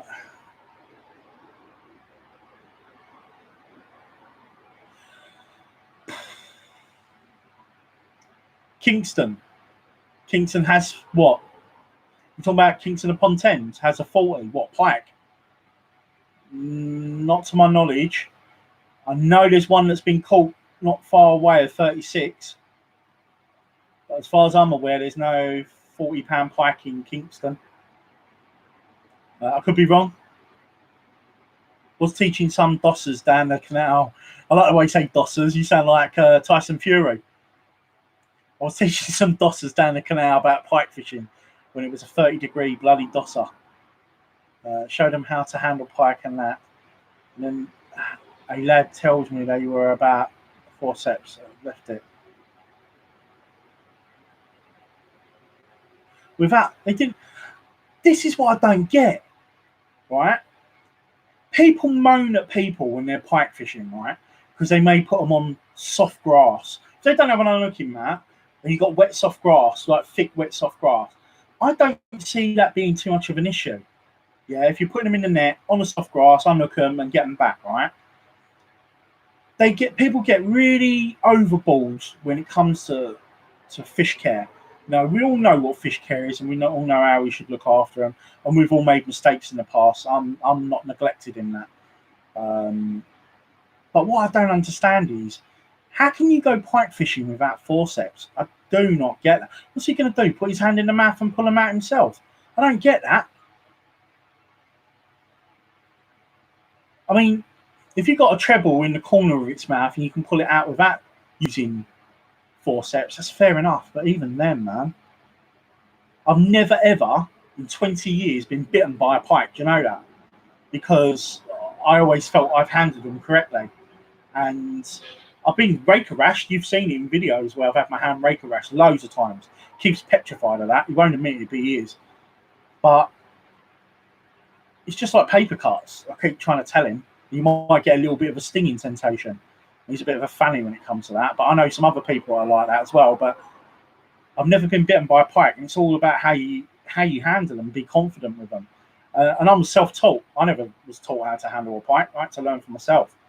And a lot of it was research, watching people do it on videos and books, and then just sort of doing it for myself. I mean, I ain't going to say names, but I know someone who caught some pike and they couldn't get the hooks out, really struggled. And some of them swallowed a couple of hooks. And when I showed them how to unhook them once swallowed, they, one, for forever thanking me, which they don't have to do, but two, they learned a lesson that I'd rather hit a fish early and not hook it than deep hook it. And it all happens to us. Pike swallow, pike, when they're ravenous, mate, them on it. There's nothing you can do about it. If they hoover that bait in, they hoover that bait in. But you've got to be prepared with some bolt croppers and understand that if you need to perform surgery to a degree by getting the deeply hooks out, you should be prepared to come under the gills and do it and stuff like that. But you've got to be confident. If you're worried about a pike start thrashing and biting you and stuff like that, I would like a 20 this winter. That'll do me. Sorry to hear you didn't make your session today. Hope you're feeling better. I'm feeling good, yeah. Today's been all right. I've been painting up some floats. So, yeah, if I can't get out fishing and I don't feel in the best of health to do so, the next best thing is to read, watch, or paint some floats up. Something to do with fishing. Wigan Pier. I call you Mike the Pike. I don't get. You should just change Wigan Pier. Get rid of that name and put Mike the Pike there. It'll make it so much easier. Furious Ace. He is. He cracks me up. Do you know what? You guys, anybody who knows me personally. I used to have affiliation with David Hay, and obviously Tyson Fury wasn't one of my favourite people at one point. Same with Derek Chisora. But Tyson Fury, I've got to admit, I've warmed to him over the years, and I've actually just started to dislike David a hell of a lot. I won't go into the reasons why. It's a long story. But yeah, I've got to admit, Tyson Fury has grown on me, but he does contradict himself a lot. Mind you, I do that a lot myself. Lure caught 20 on my checklist. So Dominic and Kelly's checklist is a 20. I know Dominic said yesterday he had something about he wanted to catch a couple of big fish on lures, which, is fair enough. That's brilliant. I don't care if it comes on the lure. If I have one on a frog, imagine I go frogging next week and I have one on a frog at 20. I'll be doing cartwheels. But it's quite funny. Most of these people in this room who are still here, 15 people, have all had bigger PBs than me. But then, what's a PB at the end of the day? What's a big pike? We all go fishing for a big pike, don't we? We all want a big fish. We all want a big pike, but a lot of it elements luck as well, and being on the right waters to do so. I mean, at the end of the day, we all do it for the same reason. It's the love of the sport. And if I have a 6-pound, my views have changed. I felt very differently 10, 15 years ago. But like I said, if I have a 6-pounder or a 3-pounder, I'm just as happy catching that. And when the big one does come, then it's certainly one of those emotional moments that's going to happen for me. And he nearly did a couple of years ago. I nearly jumped from 16, 14, which is my current PB, to near 30. Imagine how I would have felt if I'd have put that fish on the bank before it waved me goodbye when it shook the hooks out. But I suppose it's one of those stories that everybody's heard, isn't they? That big one that got away. But unfortunately, I didn't think it ever happened to me. But it's 4 big perch and 1 big pike and 1 big ghostie. They're the ones that I always remember.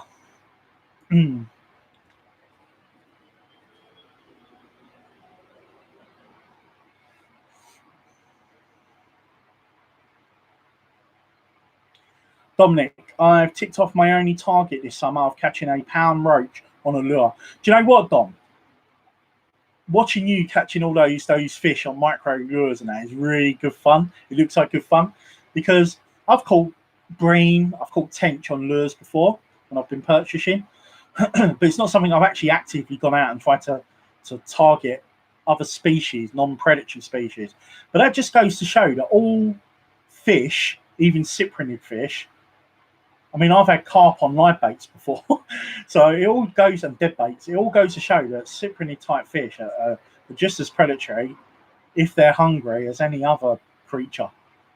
Yeah, they will predate, they will eat fish, they will, you know what I mean? I years ago, using baits, I mean, Dominic's brother, Ginger Fisherman, he uses all manner of things like rats from pet shops and that lately. Been watching him using rats and God knows what.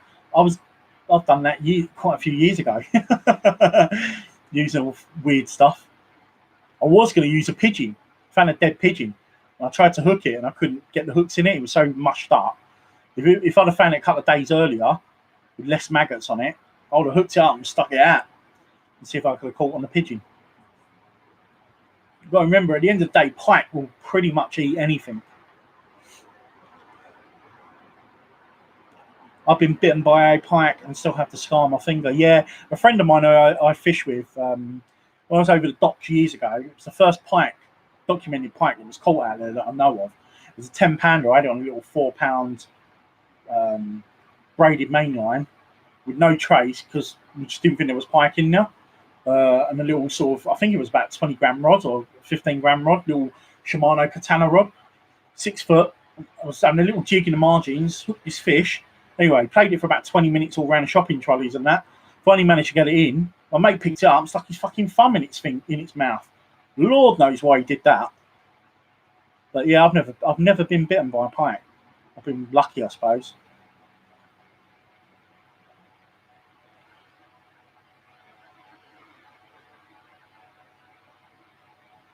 Yeah, Black Country Piker, he seems to get... The thing with, I've noticed with Steve, it's a shame Steve wasn't in tonight, I like Steve. The thing with Steve is he's all thumbs. If you have a look, when he's with the pike, you can see he's a little bit, he don't know where to put his thumb. That's not his fault, it's just how he, Jack, little Jack who fishes me, he's the same, he's exactly the same. Loads of experience, holding loads of pike. It's just that he has a problem at tucking his thumb under. He leaves it flailing, and the amount of times he's nearly been bitten or he's just caught his thumb. All thumbs. Anyone else pike fish in dikes and sewers?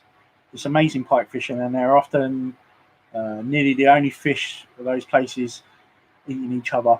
No, Mr. Airgun, no, I've never fished. I've fished, not dikes, I've fished little drains. Down in Kent, I fish some drains. Also fish some drains in East Sussex, and I fish some drains up in the Cambridgeshire fens. So I fish drains, but I've never fished really sewers or small dikes really.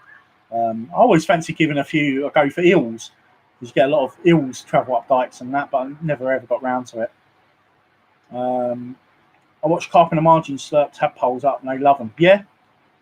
Yep, tadpoles, they're a staple diet. Well, they're frogs, aren't they? They're pre-frog, so no reason why they won't get snapped up. Yeah, what's your definition of a sewer? Somewhere where the turtles and Splinter live. Where are we, Dom? Last winter I found a 15-pound plus fish on a bit of a canal that kept flowing to the lures, and 2-pound dead brain in the margin. Stunning it to get the air out. Stop the treble. Call fuck off. Maybe it needed to chase, Dominic. Maybe it was one of those pike that needed to chase something.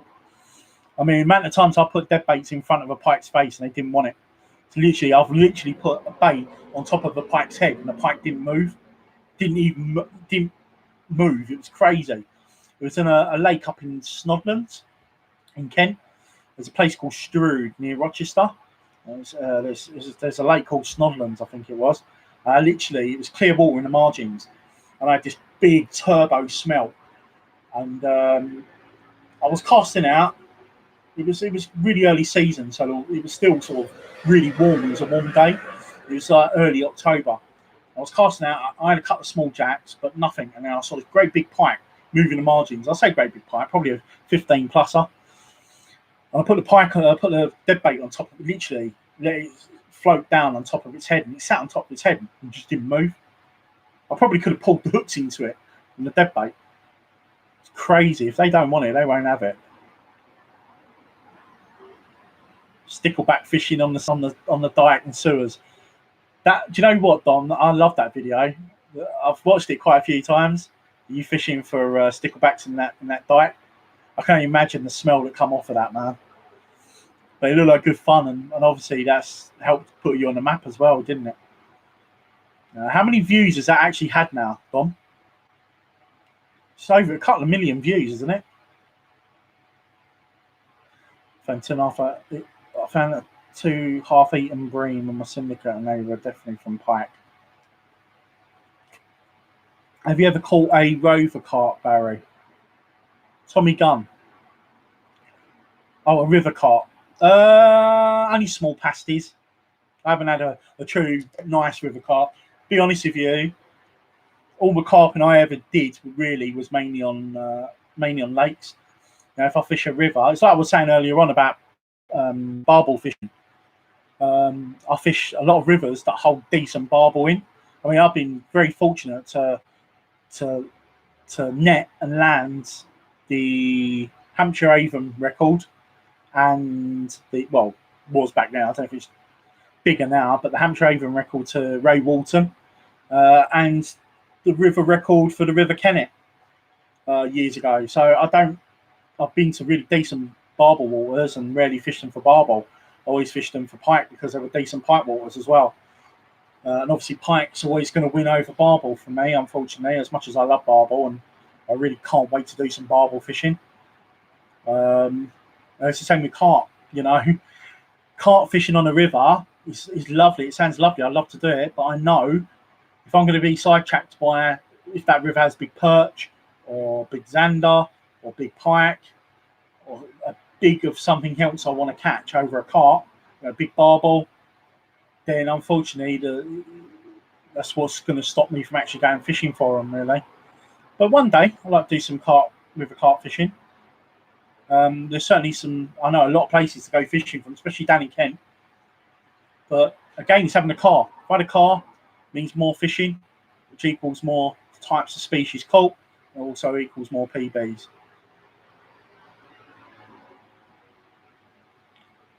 Dom, you can tell if they were pike, when they were stretch. Right, man, I'm off out dogging. Great, been good. Yep, I'm going to shoot off now. I'm going to wrap this up in the next couple of minutes. Dom, 1.9 million. Just think of that number. 1.9 million views. 1.9 million views for one video. That's incredible. I think I'll be honest with you. I don't even know what my most views are. I don't know what my most views are. I think my most views are right. Just before I carry on, literally, I'm going to be out of here at past. We're going to be clock watching now. So in the next 6 minutes, I'm going to be shooting off, guys. A lot of people are leaving now as well, and it's starting to fade off a little bit. It's been far too long, but it's been fantastic. What's been really nice is because I've been on here so long, I've managed to have people come on who have come on later.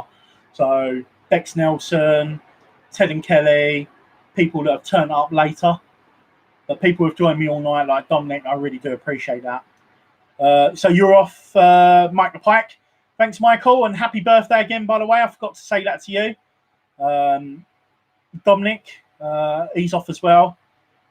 Wicked, mate. Good to see you. Good to speak to you, mate. I know we don't really speak too much like we used to in a group on Facebook, but it's always a pleasure to have a chat with you, mate. Good luck if you are out fishing at all tomorrow, Dom. I'm back to work tomorrow, but next week I'm sure I'll see you on Mark the Carps Live, and you'll have to update me and let me know if you've been catching. Mr. Airgun, that's the best way, mate. Get on Google Maps and start looking out places, rivers, canals, and back in my day, before we was using the internet, we would use Ordnance Survey maps to look for waters. That's what I did up on the fens, looking for rivers and dikes and canals. So yeah, you're not far wrong. Now we've got this nice digital technology of Google Maps. Why not use it? Mr. Blue, thanks for stopping by. I'm sure I'll see you in Mark Harp's video live next week. Good night, Kelly. Good to see you, and I can't wait to see you in a couple of weeks, sweetheart. And yeah, it's going to be good. Do you know what? Even if we go, I want to catch, because obviously I want to fish for the video, but I just want to catch up with you guys, which is more important. Just spending time in the bank and having a good chinwag is going to be more important. Yes. I didn't know you was actually still here, Ted, watching. I must have bored the pants off you. Thanks for stopping by, Ted. Ted and Kelly. Have a nice evening, guys. And if I don't speak to you, have a really good time carp fishing. And I'm sure I'll speak to you. But yeah, thanks for stopping by. I appreciate that. Probably bored the absolute pants off you. What is your best river in the UK, mate? Tommy Gunn. My favourite river, probably the Hampshire Avon, the Royalty. That's probably my favourite river, I'll be honest. But I fish a load of rivers. In the UK, probably in Ireland, I'd say Loch Earn, but obviously that's not the UK. Loch Earn, River Earn. Yes, it is. Yeah, it's Northern Ireland, sorry. So the River Earn is probably another one of my favourites that I fish. But I've never had success on the Thames. I have loads of success on the Great Ouse. But I don't get to fish rivers nowhere near as much as fish the Kennet. I had some good sessions down there. I don't get to fish Rother, done well on the Rother, but I don't get to fish rivers nowhere near as much as what I used to. So Google Earth, historical aerial maps, Seawood, Scout. Not the old Father. Yeah, Father Thames. The reason why I'd say not the Father, I'd say not the Thames, is because I just don't get to fish it that much. And when I do, I've never had really any good results out of there. A lot of the places I fish are overfished. But a lot of the places that are overfished where I fish do hold big fish, but it's getting to the spots. Because there's only certain areas you can fish around the town centre areas, just out of town centres. I don't have a car. I've got to carry stuff on the train and tubes, and I try to keep things as simple as possible. I know the spots to fish, but a lot of them are hard to get to. If I had a boat, then it wouldn't be so much of an issue. Anyway, it's been fun, guys and girls. Thanks for stopping by, everybody. And thanks to everyone for giving me your attention. 3 hours, 15 minutes. It's like sitting here chatting to mates down the pub. It's actually quite good. And I do appreciate everybody that stopped by. My mouth is uber dry. I want to lay in bed. I want to catch up on some blogs, boxing news, bushcraft news, fishing news, gaming news, every other arm wrestling news, wrestling news, all the different types of videos I watch on YouTube. Because like I said, I don't watch telly much anymore. So I'm going to lay in bed, just chill out, cup of tea. And I guess, I don't know if I'll do a live. If you guys tell me if you like these lives, if you do like these lives, then I don't mind doing more of them. I think the less I do of them, actually, the better it is. It's nice as a catch-up. I'm nowhere near as good as Mark Hart, who does them every week. Mark Hart, who does them every week. So I'm always in there when I'm not working. So I always pop in and say hello to everybody. But maybe I will continue to do some lives every couple of months. Every 3 months, something like that. Right, thanks for watching. Hopefully, as you guys know, I'm going to be out in the next 2. Got 3 more nights at work, and after that, I've got 2 weeks off. Hopefully, if I'm not in so much pain, I can bring a couple of videos to you guys. Definitely a few from the riverbank or from the lakes. Right, I'm wearing on now, so I'm really tired. Right, I'm going fishing H, tight lines and dead baits. Tight lines and dead baits, everybody else. If I had a mug right now, I'd do what Mark does and put his finger up and say, Good night. I shall see you all soon. And do his cheesy smile before he clicks off. But I'm not going to do that. But pay homage to him to say, Thailand Dead Baits, thanks for nipping in, everyone. I'll see you all soon on the next live or the next video. Make sure you go and follow me on Facebook if you don't already, because I'm always updating on Facebook. I'm going to start using my Instagram a lot more as well. So, Thailand Dead Baits, and I'll catch you all soon.